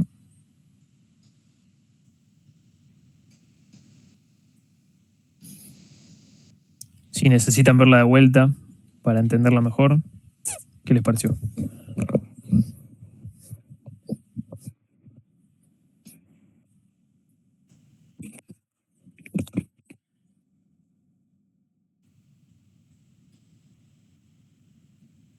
Bien, están timidones este año. Bueno, después de vuelta, recuerden que está todo tienen todo en el apunte y también tienen las diapos para repasarlos. Si surgen dudas, avisen, ¿sí? No se queden con la duda. Avisen, porque bueno, después recuerden que lamentablemente tenemos que hacer evaluaciones de todo esto. Bien. Vamos entonces a el tema que... digamos, el tema principal de la clase que nos va a consumir los próximos 53 minutos hasta el final de la clase, que es métricas. ¿Sí? La idea un poco es parecida a lo que hemos visto en regresión, porque lo que queremos hacer ahora es medir el desempeño del modelo. ¿Sí? O sea, así como teníamos en regresión resultados con el MCE o el MAE, por ejemplo, para lo que era el conjunto de entrenamiento, el conjunto de testing, ver si había sobreajuste, ver cómo había desempeñado el modelo, etc. Acá queremos hacer lo mismo, ¿sí? Vamos entonces, la diferencia principal es que no tenemos los valores reales de probabilidad, ¿sí? Tenemos observaciones, ceros o unos. Entonces nos vamos a parar en el problema de clasificación binaria, principalmente, que es este que está acá. Tenemos los valores reales, por un lado, ¿sí? Que solamente puede tomar valor positivo o negativo en la clase, y no más que eso, porque es un problema binario, son las únicas dos posibilidades. Por lo general se pone esto de positivo y negativo. Si es rojo y azul, cuál es positivo y cuál es negativo es una pregunta un poco rara. Pero por lo general, una de las dos clases se interpreta como la positiva y la otra como la negativa. ¿Sí? En el caso del TP, por ejemplo, lluvia, no lluvia, ¿no? Porque directamente hay una connotación positiva o negativa dentro de que algo suceda o algo no suceda, ¿no? Entonces, bueno, siempre hay una clase que es la positiva, siempre hay una que es la negativa. Tómenlas como quieran, ¿sí? No importa cuál es la positiva, cuál es la negativa, pero siempre está eso. Y por otro lado, tenemos también dos posibilidades que podemos tener como salida de nuestro modelo. Podemos decir que una observación es positiva o que una observación es negativa. Tenemos solamente esas dos opciones. Entonces esto nos da un universo de 4 posibilidades en total. que la vamos a llamar de esta forma. Verdaderos positivos o true positives, a aquellas que son realmente positivas y nuestro modelo efectivamente predice que son positivas. Por otro lado tenemos las verdaderas negativas o true negatives, donde el valor real es negativo y nuestro algoritmo también dice que esa observación es negativa. Hasta ahí esas son las que van bien, ¿no? Porque son las que efectivamente nuestro algoritmo acierta. Y por otro lado tenemos lo que son los falsos positivos, donde el valor real es negativo, pero nosotros estamos diciendo que es positivo. O sea, nuestro modelo dice que la salida de esa observación es positiva, ¿sí? Entonces, falso positivo. ¿Por qué falso positivo? Porque estamos diciendo que es positivo y no lo es. Y por otro lado tenemos, análogamente, falsos negativos. Algo que realmente es positivo, pero que nuestro algoritmo dice que es negativo. ¿Esta matriz la conocen de algún lado? ¿Les suena? ¿La han visto? Sí, en minería, me parece. Bueno, minería. Bueno, muchos puede ser que no hayan... en intro ya me han dicho varios que la han visto, pero bueno, puede ser que ese contenido vaya cambiando o que haya pasado mucho tiempo desde intro a allá. Se comenta. Bien, perfecto. No sé si la han visto gráficamente, pero es una matriz de 2x2, ¿sí? ¿Alguna duda hasta ahí? Bien, perfecto. Clasificar falso positivo en realidad sirve para todo, para las 4 variables que están acá, y ahora vamos a usarla bastante para construir métricas a partir de acá. Pero ¿alguna duda con... acá podemos ver un ejemplito, un poquito simplemente más ejemplo, valga la redundancia, donde, bueno, un verdadero positivo es efectivamente que uno predice positivo, y es verdad, o sea, la etiqueta realmente es positiva. Por ejemplo, mañana llueve y efectivamente llovió. Sí, ese sería un caso. El verdadero negativo, que es otro caso de acierto, es predecir algo negativo que también es cierto, ¿sí? Entonces, predecir que no llovía y efectivamente no llovió. Y por otro lado tenemos los dos tipos de errores que podemos tener, que es falso positivo, que es predecir positivo pero era falso. Entonces, predecir que llovía, pero no llovió. O sea, si nuestro algoritmo dice que mañana llueve y mañana no llueve, entonces ahí tenemos un falso positivo. Y al contrario, falso negativo. Predecir que algo es negativo y es, y eso es falso. Es una falsedad. Por ejemplo, predecir que no llovió y sí llovió. Sí, es un poco trabalenguas todo esto. Dígame si más o menos se entendió la idea. Acá dice error tipo 1 y error tipo 2. Yo no les voy a dar... simplemente el falso positivo se conoce también como error tipo 1 y el falso negativo también como error tipo 2. Pero la realidad es que le pueden dar esa interpretación a cualquiera de los dos. No es importante qué tipo de error es. Sí, lo que sí debemos tener en cuenta es que en algunos casos el falso positivo y el... voy un segundo para atrás. Se imaginarán que un modelo, o lo ideal en un modelo, es que todos los valores caigan ¿dónde? En el verdadero positivo y en el verdadero negativo. O sea, queremos que nuestro algoritmo pueda predecir correctamente todos los casos. ¿Sí? Eso sería lo ideal. Entonces acá, en esta matriz, me vuelvo un poquito para atrás para mostrar esta, que está un poquito más prolija. Lo ideal sería que, suponiendo que tenemos 100 valores positivos y 100 negativos en nuestro dataset, lo ideal sería tener esto: 100, 0, 0, 100. Lógico, porque este valor va a dar la métrica perfecta. O sea, esto es aciertos en todas las observaciones. Fantástico. Lógico que a eso no vamos a llegar, ¿sí? Va a ser muy complicado poder llegar a este tipo de resultados, ¿sí? Prácticamente imposible. ¿Qué es lo que vamos a intentar hacer? Minimizar este valor y este valor, de alguna forma. De alguna forma en particular que ahora se nos puede llegar a ocurrir en las próximas diapos. Vamos a intentar minimizar un poco eso. Lo que vamos a intentar hacer es construir ciertas métricas, ciertas formas de medir estas 4 cosas en conjunto, estos 4 valores que tenemos acá. ¿Sí? ¿Se entiende esto de que, por ejemplo, si tengo 100 positivos, 100 negativos, vamos a hacer un ejemplo para las próximas diapos, que es, tenemos fotos de perros, tenemos fotos de gatos, ¿sí? Fotos de perros van a ser las positivas, fotos de gatos van a ser las negativas. Este caso que dibuja acá, 100, 0, 0, 100, sería, pudimos predecir correctamente 100 perros y pudimos predecir correctamente dónde están los 100 gatos. ¿Sí? ¿Se entiende?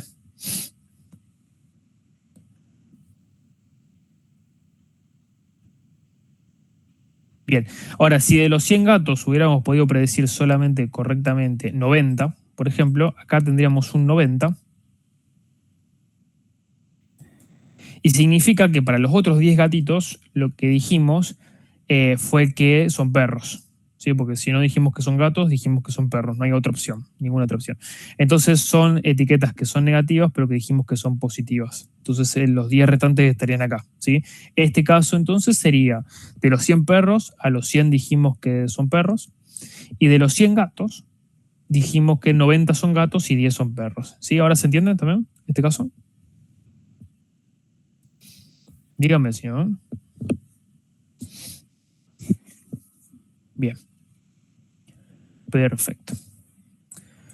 Bueno, la métrica más simple que vamos a construir a partir de esto es el accuracy, que es una métrica o la métrica más sencillita de todas y también la más lógica, ¿sí? Que es verdaderos positivos más verdaderos negativos dividido la suma de todo.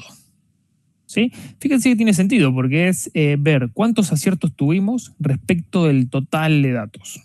¿Sí? ¿Se entiende?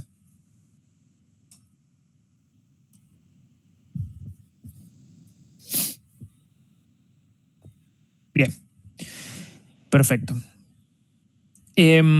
Bueno, entonces su principal ventaja es que es lógica. O sea, tiene todo el sentido del mundo querer maximizar la cantidad de aciertos, ¿sí? Tener una accuracy alto, eso es lo que siempre buscamos en un algoritmo, y su simpleza, ¿no? Esas son sus dos características más importantes, es lógica y es simple. Tiene algunos defectos. Por ejemplo, el ejemplo acá de los gatos y los perros no me va a servir, pero sí me voy a remontar a un ejemplo que habíamos visto hace un tiempo, que era de diagnóstico médico. O mejor dicho, me voy a ir al spam, simplemente porque es un poquito menos trágico. ¿Se acuerdan que en un momento habíamos hecho un ejemplito donde teníamos que catalogar un correo si era spam o era bandeja de entrada, ¿no? Entonces, en este caso, la clase positiva sería, por ejemplo, bandeja de entrada. Y la clase negativa sería spam. ¿Sí? Esas son las únicas dos opciones que va a tener nuestro algoritmo. Por lo tanto, es un problema binario. Entonces, falso positivo significa que algo que era spam lo mandé a bandeja de entrada. Y falso negativo significa que algo que era bandeja de entrada lo mandé a spam. ¿Sí? Dijimos que era spam. Entonces, de estas dos opciones, ¿hay alguna de ellas que les parezca que va a tener mayor peso en el problema, que va a ser más problemática que la otra? El falso negativo. El falso negativo, tal cual. ¿Se ve? ¿El resto lo entiende? Una manito sí. Esto es importantísimo, ¿eh? Así que si no se entendió, díganme. Salten, por favor. Bien, el falso negativo tiene una importancia mucho más grande que la del falso positivo, ¿sí? Es decir, por el contexto del problema, esto va a pasar casi siempre, que por el contexto del problema haya una de las dos que sea mucho más pesada que la otra, mucho más importante. Por el contexto del problema, los falsos negativos queremos que sean menos que los falsos positivos. O sea, queremos que esto se cumpla. Fn menor a Fp.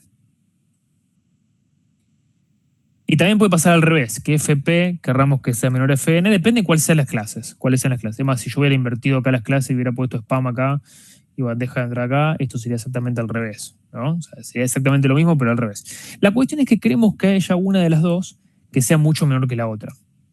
¿Sí? ¿Por qué? Por el contexto del problema nos dice eso. ¿Sí? ¿Se entiende? O sea, queremos Fn menor a Fp. Y si se fijan, accuracy, ¿qué hace con Fp y Fn? Las considera de la misma forma a ambas, ¿sí? Entonces, en este caso, si yo tengo 100 Fp y 0 Fn, ¿sí? Por ejemplo, si tengo 100 acá y 0 acá, o si tengo 50 y 50, o si tengo 0 y 100, ¿sí? Si tengo todas esas combinaciones para Fp y Fn, ¿qué pasa con el resultado? Siempre 100. Siempre 100, la suma de los dos. Entonces, el accuracy es siempre el mismo. Entonces, primer desventaja del accuracy no tiene en cuenta la importancia o la diferencia que hay entre los falsos positivos y los falsos negativos. ¿Sí? Importantísimo si eso en el contexto del problema es justamente importante. ¿Sí? No tiene en cuenta ninguna diferenciación sobre ellos. ¿Sí? ¿Se entendió? Primera desventaja.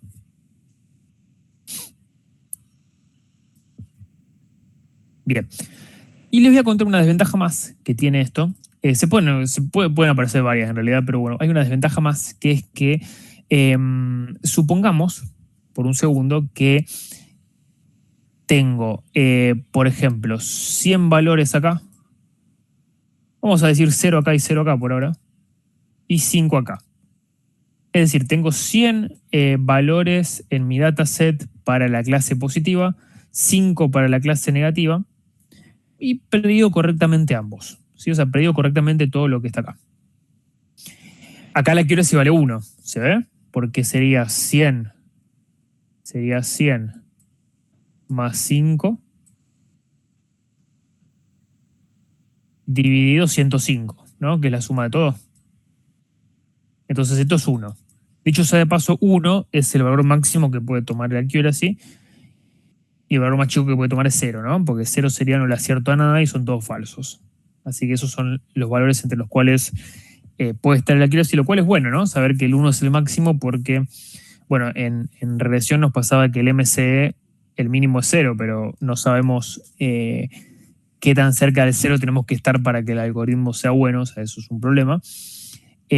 Acá en este caso tenemos una referencia más piola, que bueno, hay un máximo de 1, naturalmente. Entonces, si nos da 1, perfecto. Esto da perfecto. Ahora, pensemos, fíjense este caso, donde ahora estas 5 que están acá las etiquetamos mal. ¿Sí? Estas 5 que están acá las etiquetamos mal y pasan a estar acá arriba. Entonces, esto me da 5 y esto me da 0 en ese caso, ¿no? Esto sería el caso donde la salida del modelo es todo clase 1, ¿sí? Todo clase positiva. Si esto sucediera, fíjense cómo cambia la accuracy. Ahora esto es 0.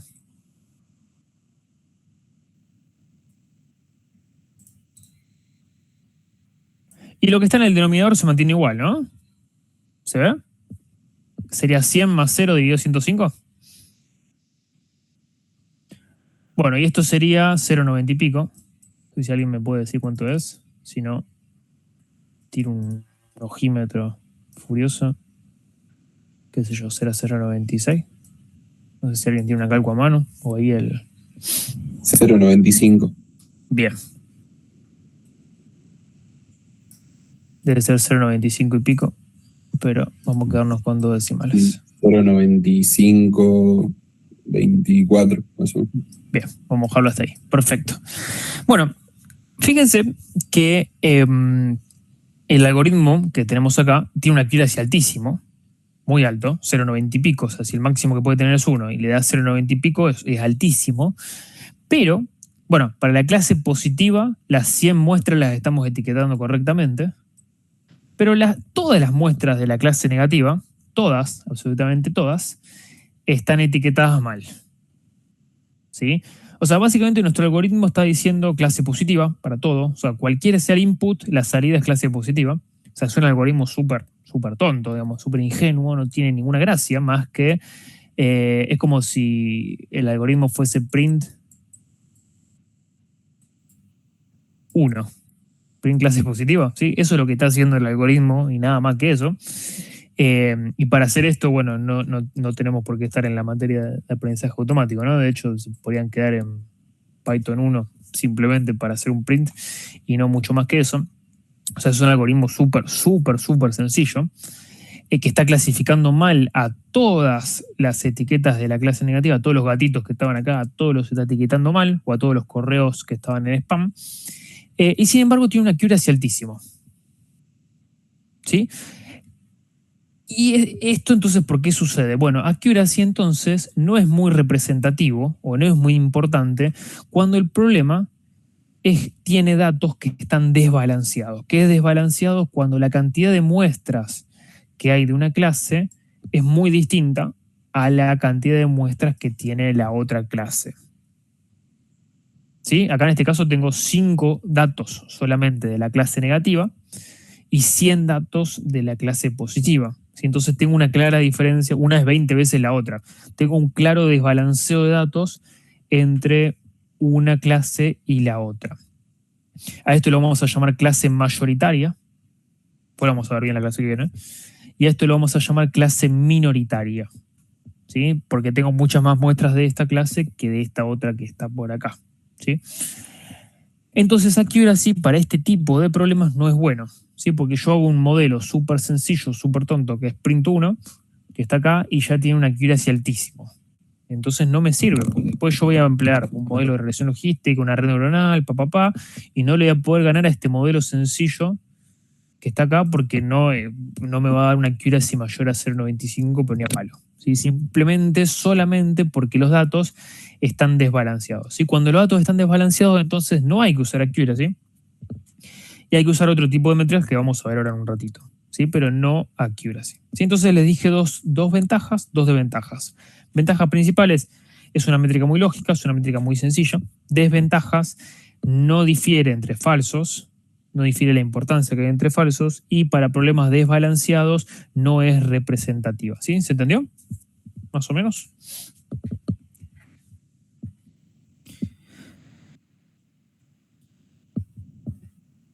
Bien, todo lo que es balanceo lo vamos a ver un poquito mejor la clase que viene, pero bueno, para que ya lo vayamos teniendo un poco también, teniendo en cuenta en este caso.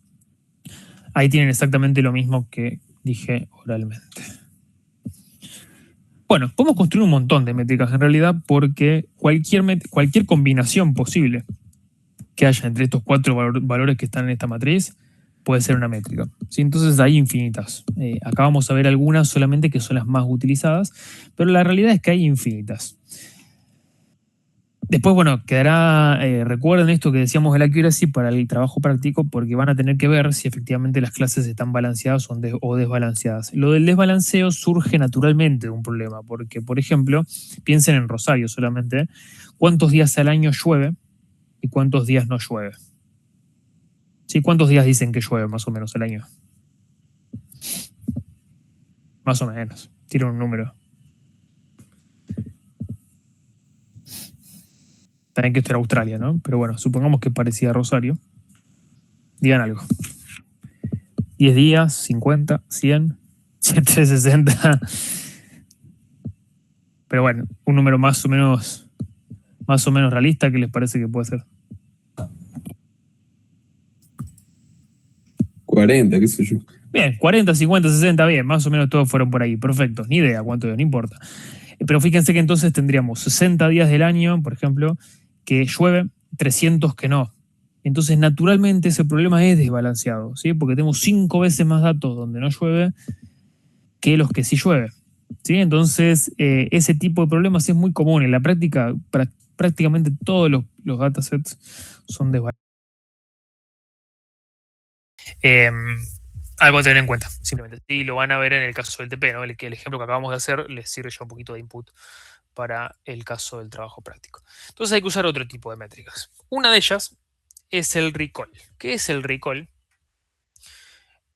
Algo que no comenté, pero es que las métricas las vamos a ver con su nombre en inglés, simplemente porque traducirlas es raro, porque accuracy en inglés se traduce como precisión, pero después hay una métrica que se llama precisión, así que es un quilombo. Así que las vamos a ver con su nombre directamente en inglés. Recall es exhaustividad o algo así en español, un nombre malísimo, así que vamos a verla directamente con su nombre en inglés. No significa que en alguna bibliografía o en otro lugar donde la vean, puede ser que la vean en su nombre en español y no hay ningún tipo de problema, pero bueno, para evitar confusiones, prefiero que las veamos directamente en su idioma original. ¿Qué es el recall? El recall, bueno, para empezar es una métrica que se mide según la clase. Y fíjense que es verdaderos positivos dividido verdaderos positivos más falsos negativos. Es decir, de esta columna que está acá, es esto, la primera, dividido la suma de las dos. ¿Sí? Entonces, dicho de otra forma, es de lo que realmente es positivo, porque esta columna era lo que realmente era positivo, es decir, de los datos que efectivamente son clase 1, ¿cómo los etiquetamos? Que también fue el trabajo del modelo en etiquetar esos datos. Y eso es lo que mide el recall. La proporción que hay entre los verdaderos positivos y todo lo que verdaderamente es positivo. Y así como dije positivo, también puedo decir negativo. Y el recall de la clase, esto va a ser el recall de la clase positiva, lo que dije recién. Y el recall de la clase negativa es lo que es verdaderamente negativo, o sea, lo que hemos etiquetado correctamente como negativo, dividido todo esto que está acá. Lo que verdaderamente era efectivamente negativo. ¿Sí se entiende el recall?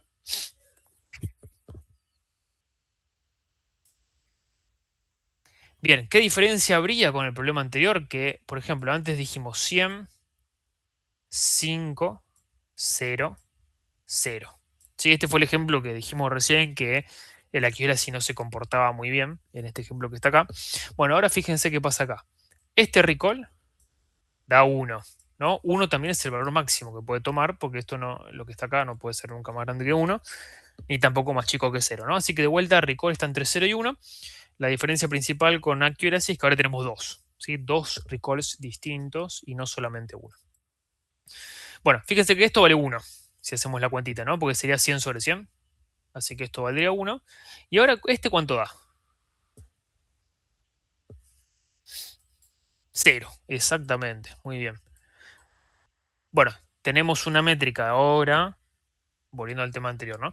Tenemos una métrica ahora, que sería el recall de la clase negativa, que en un problema ingenuo donde hay una de las dos clases que está siendo clasificada muy incorrectamente, que sería esta que está acá, esta métrica da 0, ¿no? Que es el valor mínimo que puede tomar. Y esta métrica estaría penalizando un poquito mejor que antes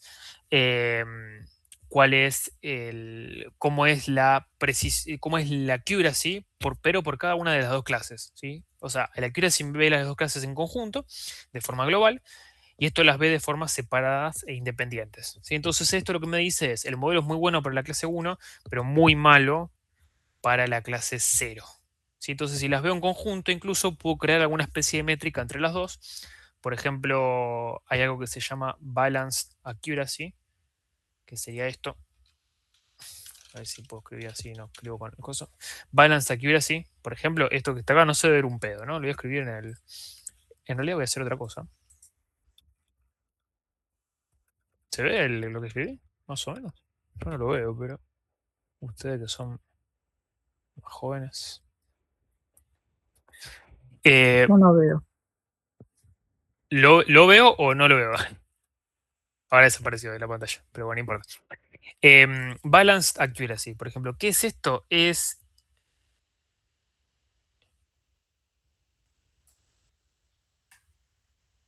buscando la definición que no la estoy encontrando. Han cambiado su documentación, estos muchachos. Bueno, acá después de muchos textos, se define como el promedio de los recalls obtenidos en cada clase. ¿Sí? Entonces, ¿qué es esto? Promedio de los recalls. ¿Sí? Lo escribí ahí en el chat. Igual esto está en la documentación de Scikit-Learn también. Bueno, y en este caso daría 0,5, que es un valor chico, ¿no? Es algo bastante relativamente bajo. ¿Qué sería un mejor valor para el recall, por ejemplo, de la clase negativa? Bueno, que esto en vez de 5 y 0 sea, por ejemplo, no sé, 2 y 3. ¿Sí? Ahí el recall de la clase negativa, ¿cuánto daría? 0,6. ¿Sí? ¿Se ve? 0,6. Sería 3 dividido 5. Dígame, si se ve, si no se ve. Sí, sí. Bien. Perfecto. Bueno, representa dentro de la misma clase cuántas fueron correctamente clasificadas. Para un problema de clases desbalanceadas se puede encontrar que una clase tenga un recall muy alto y la otra muy bajo, y de esta forma se detecta un problema en el modelo, no así en el accuracy como vimos anteriormente. Parecida, pero un poquito distinta, en realidad totalmente distinta, es la precisión. ¿Sí? Que acá me quedo con la tilde, pero en realidad es precision. Pero bueno, de vuelta, el tema de traducción es un poquito complicado acá. Precisión lo que hace es ver de las etiquetas que el modelo ha clasificado como positivas, cuántas verdaderamente son positivas. Y esa va a ser la precisión de la clase positiva, ¿sí? ¿Se acuerdan que el recall era esto dividido la suma naranja que está acá? Bueno, ahora la precisión, fíjense que es lo mismo en el numerador, pero en el denominador tenemos verdadero positivo más falso positivo, ¿sí? Totalmente distinto a lo que teníamos anteriormente. Entonces, si volvemos al ejemplo que hicimos de las clases desbalanceadas, donde esto era 100, esto era 5, esto era 0 y esto era 0, acá la precisión de la clase positiva sería 100 dividido 100 más 5. Sí, daría 0, el 0,90 y pico que me habían comentado antes que daba esto. Entonces la precisión de la clase positiva sería esa que está ahí, ¿sí? Y bueno, para la clase negativa no se podría calcular porque no hubo nada que hayamos clasificado como negativo. Pero sí, de lo que clasificamos como alguna de las dos clases, cuántas efectivamente son esa clase. ¿Sí se entiende la métrica? Similar a recall, pero mide distinto, ¿no? Bueno, a menores falsos positivos, mayor la precisión. Es el comentario que está puesto por acá. Bueno, acá tengo un pequeño ejemplito donde tenemos una etiqueta real y esto es lo que nuestro algoritmo de probabilidad está ajustando y prediciendo para cada uno de estos datos. Fíjense que son valores que están entre 0 y 1, así que es efectivamente un algoritmo de probabilidad. Y después tenemos acá un umbral, ¿sí? Que en este caso está puesto en 0,6. Acuérdense que yo les dije que 0,5 no era necesariamente la solución, y es así, por lo general no es 0,5. Podemos saber si llegamos hoy, lo vemos hoy, si no lo vamos a ver el jueves. La salida del algoritmo que está acá está puesta en función del umbral 0,6. ¿Qué significa eso? Que si este valorcito que está acá es una probabilidad mayor a 0,6, la salida es clase positiva. Si esa probabilidad es menor a 0,6, el resultado es clase negativa, ¿sí? Entonces fíjense, 0,5 se clasifica como 0. ¿Por qué? Porque 0,5 es menor que 0,6. 0,9 es 1, 0,7 es 1, 0,7 es 1, 0,3, 0,4 y 0,5 son todos ceros. ¿Sí se ve? Porque esto es ceros. ¿Por qué da estos ceros y unos que están acá? Bien. Perfecto. Bueno, fíjense que el recall de la clase positiva, y lo vamos a calcular también la precisión de la clase positiva, el accuracy, acuérdense que es global, entonces no se define para una clase en particular, sino que es para ambas, para el modelo, para los datos en general. El recall de la clase positiva era sobre lo que verdaderamente es positivo, es decir, tengo que agarrar esta muestra, tengo que agarrar esta muestra, esta muestra, esta muestra y esta muestra, ¿sí? Las que efectivamente son positivas, tenemos que ver cuántas hemos clasificado correctamente. ¿Y cuántas hemos clasificado correctamente? Esta no, sí, a esta le hemos pifiado. No, perdón, esa no era. Estoy seleccionando cualquier cosa. A esta le hemos pifiado. Y a esta también le hemos pifiado. ¿Sí? En esas dos no hemos acertado. El algoritmo no ha acertado. Entonces el recall es 2 de 4. ¿Sí? O un medio está simplificado acá, pero es 2 de 4. ¿Se ve? ¿Se entendió? ¿Cómo se calcula? También podríamos hacer lo mismo para la clase negativa. ¿Sí? Se lo dejo ahí como ejercicio si es que lo quieren hacer. Vamos a ver la precisión. Para la precisión, ¿qué necesitábamos saber? Lo que el algoritmo dice que es positivo, es decir, este y este, ¿cuántas realmente eran positivas? ¿Y cuántas realmente eran positivas? Esta y esta. Esta no. Esta fue clasificada incorrectamente, ¿no? Entonces, por eso 2/3. Y por último, tenemos el accuracy, donde lo que tenemos que medir es cuántas de las 7, de todas las muestras que hay acá, cuántas fueron clasificadas correctamente. No importa si son positivas, no importa si son negativas, no importa si los falsos son positivos o son negativos. Simplemente importa cuál es la cantidad de muestras que fueron clasificadas correctamente en total. ¿Y cuántas fueron clasificadas correctamente? Bueno, esta es correcta. 0 y 0. Esta es correcta, esta es incorrecta, esta es correcta, esta es incorrecta, esta es correcta y esta es incorrecta. Entonces tenemos 4 de las 7 fueron clasificadas correctamente. ¿Sí? ¿Se ve?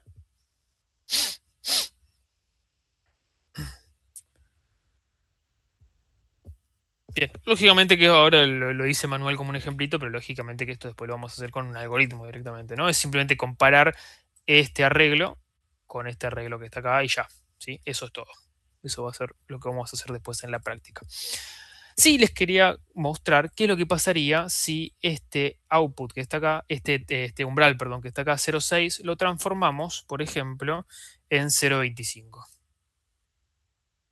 Vamos a hacer simplemente un jueguito. Un juego de decir qué pasa si este umbral fuera 0,25. Lo que van a cambiar son todas estas salidas que están acá. O sea, esto ya no va a valer. Porque ahora la salida 1... Ustedes me pueden preguntar, bueno, ¿pero por qué? ¿Por qué 0,25? Ahora voy a eso. ¿Sí? Ahora en un par de diapos. Vamos a hacer ahora simplemente el juego. Si IPRED es mayor... Bueno, me quedo un poquito corto porque voy a hacer un pequeño cambio. Vamos a poner 0,35. Si IPRED es mayor a 0,35, mayor o igual a 0,35, entonces la salida va a ser 1, si no va a ser 0. Entonces esto va a ser 1, esto va a ser 1, esto va a ser 1, esto va a ser 1, esto va a ser 0, esto va a ser 1 y esto va a ser 1. ¿Sí? Esa sería la salida que tendría en este caso. Bueno, podemos hacer el mismo juego. ¿Sí? ¿Cuánto va a dar el recall en este caso? Bueno, tengo que agarrar esta, esta, esta y esta. ¿No? Estas 4, ¿cuántas clasifiqué correctamente? 3. Entonces ahora el recall aumentó a 3/4. Para calcular la precisión de la clase positiva, tendría que agarrar de las 6 muestras que clasifique positivas, ¿cuántas efectivamente lo son? Bueno, de estas 6 que están acá, ¿cuántas clasifiqué correctamente? 1, 2 y 3. 3 de esas 6 fueron clasificadas correctamente. Entonces la precisión pasa a ser 3 de 6. Y el accuracy global ahora pasó a ser, esta está mal, esta está bien, esta está mal, esta está bien, esta está mal, esta está mal, esta está bien. 1, 2, 3. 3 de 7, si no hice mala cuenta. Entonces fíjense qué es lo que pasó. Movimos el umbral, porque en definitiva yo quiero que estos números sean lo más altos posibles, ¿no? Siempre.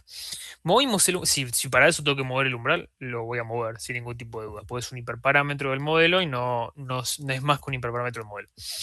Movimos el umbral, ¿y qué pasó? El recall aumentó, la precisión bajó, y el accuracy se movió un poquito, bajó, es verdad, pero podría haber bajado, podría haber subido. Lo que les quería así mostrar es que, por lo general, cuando hacemos este movimiento umbral, hay cambios en las métricas que tenemos, y entonces, por lo tanto, siempre podemos mover este umbral en la dirección que nos optimice la métrica que estamos intentando mirar, ¿sí? Si nuestro algoritmo quiere optimizar el recall, entonces en este caso bajar el umbral fue bueno, ¿sí? Si eso fuera lo que más nos importa, mover el recall.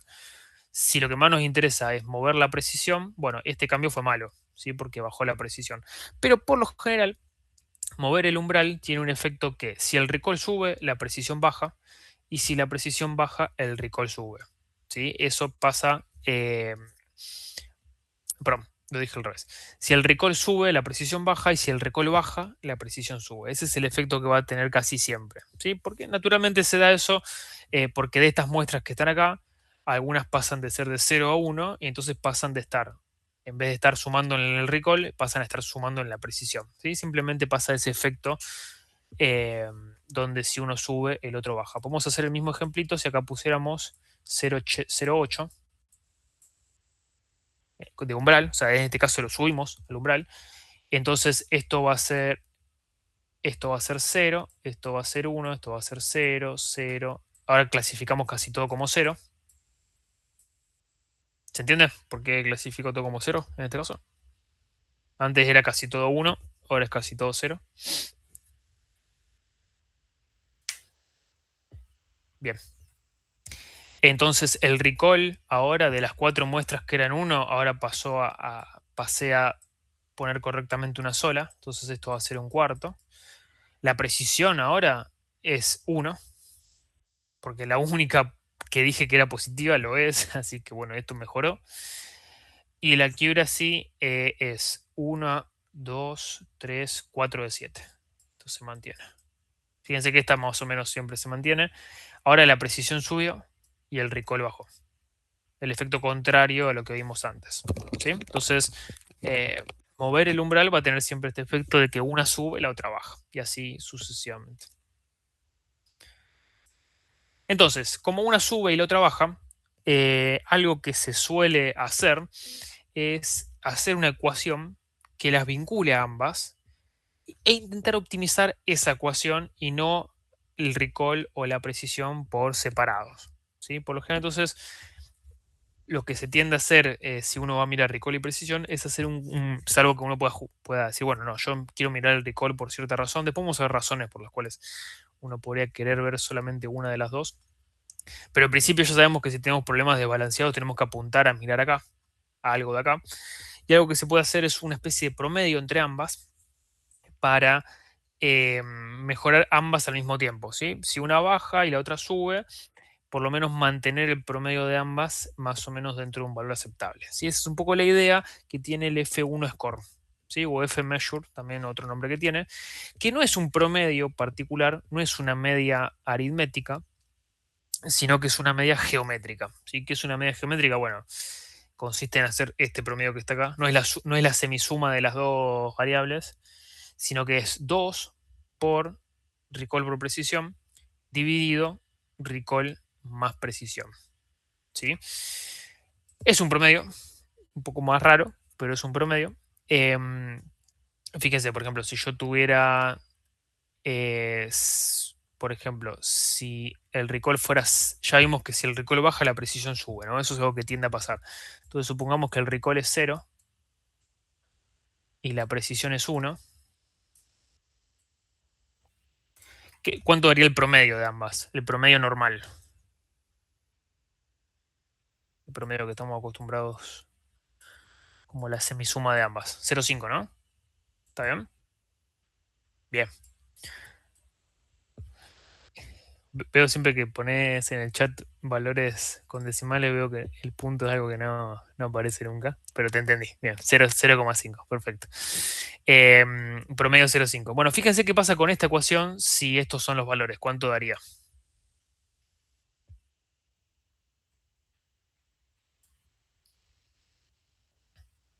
¿2 por 0 por 1 dividido 0 más 1? ¿Qué les parece que da? 0, exactamente. Bueno, ¿qué pasa? En realidad un problema que tiene 0 recall y 1 precisión es un problema bastante malo. O sea, es una solución bastante mala la que hemos encontrado porque hay una de las clases para las cuales tenemos un recall 0. ¿Se acuerdan que hace un par de diapos vimos un ejemplo donde el recall era 0 para una clase? Que era donde clasifico todo como la otra clase, básicamente. Y esa solución es bastante ingenua, si se quiere, ¿no? Porque, bueno, de vuelta, print 1 sería la solución para ese problema. Si F1 score fuera un promedio de ambas, daría 0,5 en ese caso. Y estaría diciendo 0,5 para algo que es muy ingenuo, ¿no? Entonces, lo que hace F1 con esta media geométrica es penalizar mucho más si alguna de las dos es muy baja. Si alguna de las dos es muy baja, F1 tiende a ser 0. Solamente si ambas son altas, o relativamente altas, F1 tiende a 1. ¿Sí? O sea, F1 puede ir entre 0 y 1, pero va a ser lo más alta posible siempre y cuando ambas métricas sean altas y no solamente una de las dos, ¿sí? Como pasa en el promedio normal. Esta es un poco la ventaja que tiene hacer este tipo de media geométrica en lugar de hacer una media aritmética. ¿Se entendió? Signo de cara de preocupación. Claro, sin quererlo. Ah, está bien. Bien, bien, perfecto. Bueno, así como F1, fíjense que esto es recall y precisión, ¿no? Entonces tengo el F1 de la clase 1, el F1 de la clase positiva y el F1 de la clase negativa, ambas, ¿sí? Tengo ambas dando vuelta. Después lo que vamos a ver el jueves en código es cálculos sobre algún ejemplo real donde van a haber entonces una accuracy, 2 recalls, 2 precisiones, 2 F1, ¿sí? Todas esas métricas en conjunto. Pero lo que siempre debemos hacer en algún problema, así como hemos hecho ya en regresión, es elegir una de todas esas métricas, ¿sí? Y intentar optimizar esa métrica, ¿sí? Llevarla a 1 o llevarla a 0, llevarla al valor donde sea óptima, ¿sí? Por lo general, entonces lo que vamos a hacer siempre es elegir una métrica para optimizar. Bueno, esto es más o menos lo que ya dije. Esto también. Bien, entonces dicho eso, lo que van a encontrar también un poquito en el apunte es que las métricas en sí, uno puede crear cualquier métrica a partir de verdaderos positivos, verdaderos negativos, falsos positivos y falsos negativos. Cualquier métrica, ¿sí? O sea, yo puedo combinar estas 4 de cualquier forma que obviamente sirva, ¿no? Que nos sirva. Por ejemplo,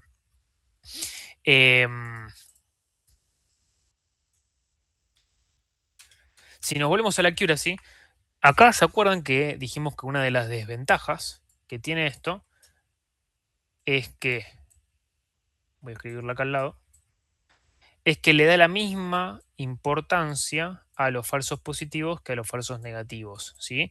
Entonces, eso es un problema cuando hay una de las dos que es más importante que la otra, ¿no?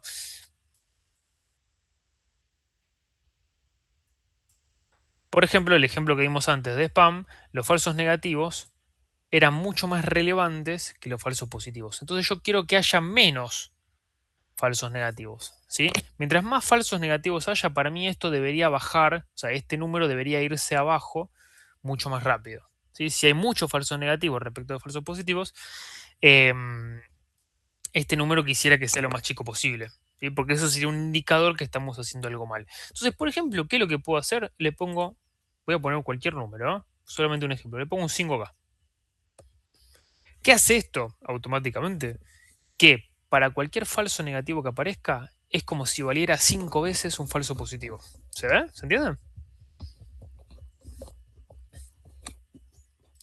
Por ejemplo, si acá tengo 100, acá tengo 60,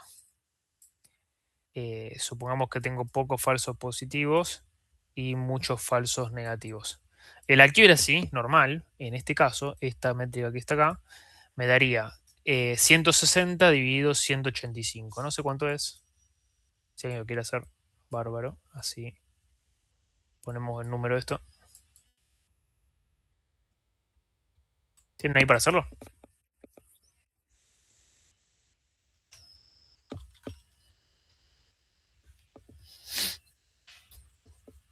El que se anima a decirme el numerito.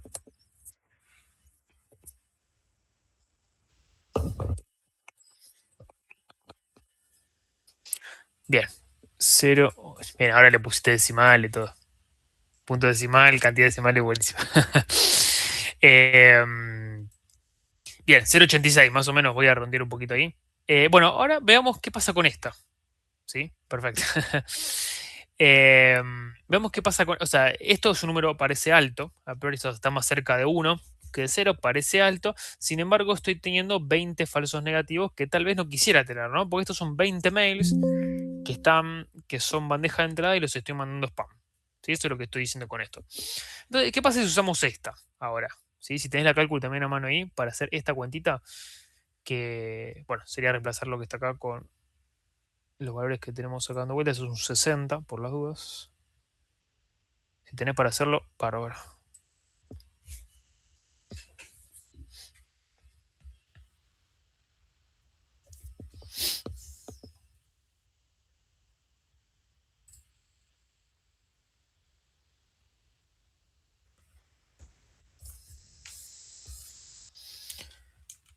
Esto sería 160 sobre 160 más 5 más 20 por 5, que sería 100, ¿no? Bueno, y si lo hacemos más o menos por ahí, esto va a dar 0,6.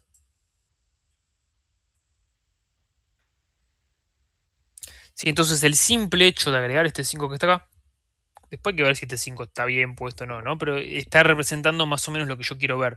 La métrica se viene muy abajo cuando hay mucho falso negativo.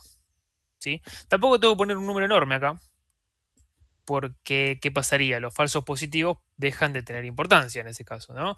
O sea, si ahora hago un modelo que tenga menos falsos negativos, pero muchos más falsos positivos, le estaría restando importancia a los falsos positivos. Tengo que poner acá un numerito que me dé un buen balance de las dos cosas que yo quiero ver.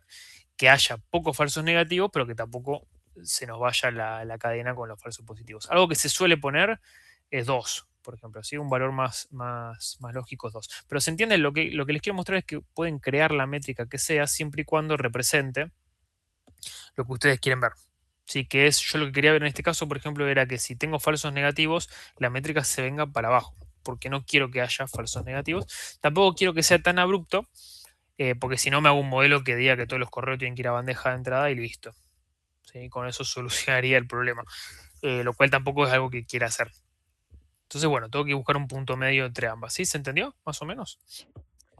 Van a ver después en el apuntecito, leanlo, van a tener algunos ejemplos más de qué métricas se pueden crear. Algunas son mejores para problemas desbalanceados, otras para problemas balanceados, otras para problemas donde hay distintos tipos de problemas multiclase, por ejemplo, y así sucesivamente. Bien. Si pensamos en problemas multiclase, no me interesa mucho que sepan o que tengamos bien esta parte, porque problemas multiclase de vuelta, sí, se puede elevar al cuadrado también. Sí, por lo general las métricas conocidas no elevan al cuadrado, pero se podría, sí, se podría tranquilamente. No suelen elevar al cuadrado mucho porque eso depende también de la cantidad de muestras por ahí, pero se puede, sí, claramente. No hay ninguna limitación en ese sentido. Sí, uno va a tener que justificar qué métrica elige, ¿no? Para cada problema. Una de las cosas más importantes del TP2 es elegir una métrica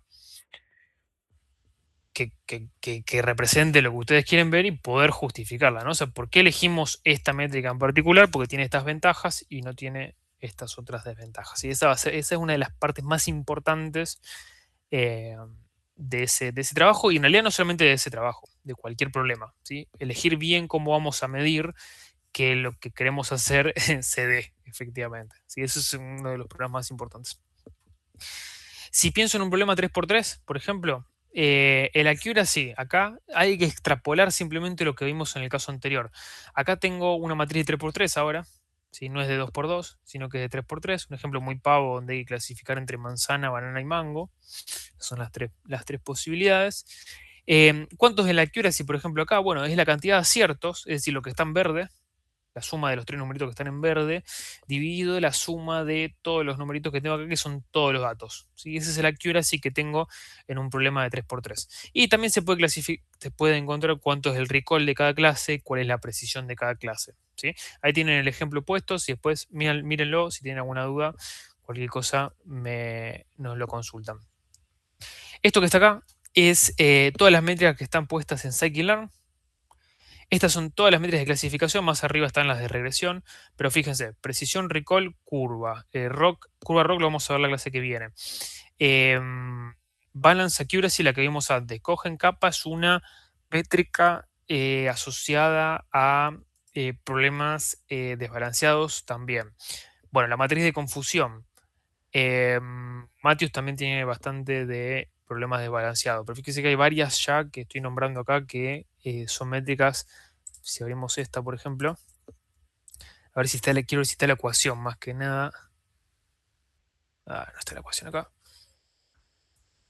Pero bueno, es otra combinación de los 4 valores que vimos antes, con ciertas ventajas, ¿no? Ciertas ventajas, ciertas desventajas. ¿Qué más? Accuracy, F1, F beta, porque en realidad F1 es una media armónica, pero en realidad puedo hacer una media de cualquier, así como tenemos norma 1, norma 2, etcétera, como hemos visto, también puedo hacer otro tipo de combinación entre el recall y la precisión, y eso se ve acá. Bueno, pérdida logarítmica es una que ya hemos visto.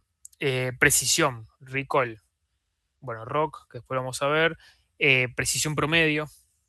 ¿Sí? Entonces hay un montón de métricas que ya vienen acá, que son las más utilizadas. No quita que no la pueden crear también ustedes a las métricas, ¿sí? Así que bueno, ahí tienen para divertirse y ver todo esto que está acá. Les aconsejaría que las miren todas porque no saben en qué momento les puede ser más útil cada una y les prometo y les aseguro que cuando le preguntan a una guía cuál usar, no sabe. No, no es algo que tenga muy bien incorporado. Se los aseguro que cuando le pregunten qué usar, no les va a decir correctamente lo que tienen que usar.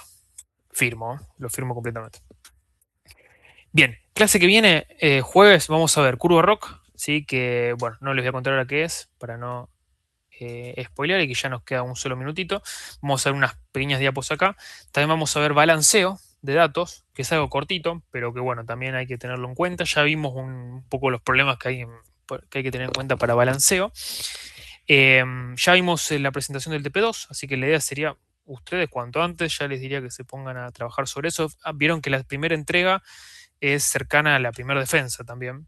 Tengan en cuenta eso para acomodar sus tiempos. Les diría que lo antes que puedan ya empiecen a ver toda la data para el TP2. Y el jueves también veremos algo de código. ¿Sí? Algo de código sobre lo que hemos visto hoy. También lo vamos a ver el jueves. También sobre balanceo y también sobre curva rock. Así que bueno, no sé si hay alguna duda por ahí. Ahora ya mismo les voy a mandar el grupo que le falta a las dos personas que están solas.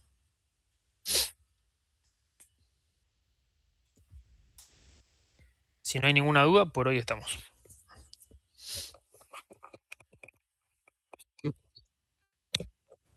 Nos Chao, vemos, chicos. profe, Chau, chau. gracias.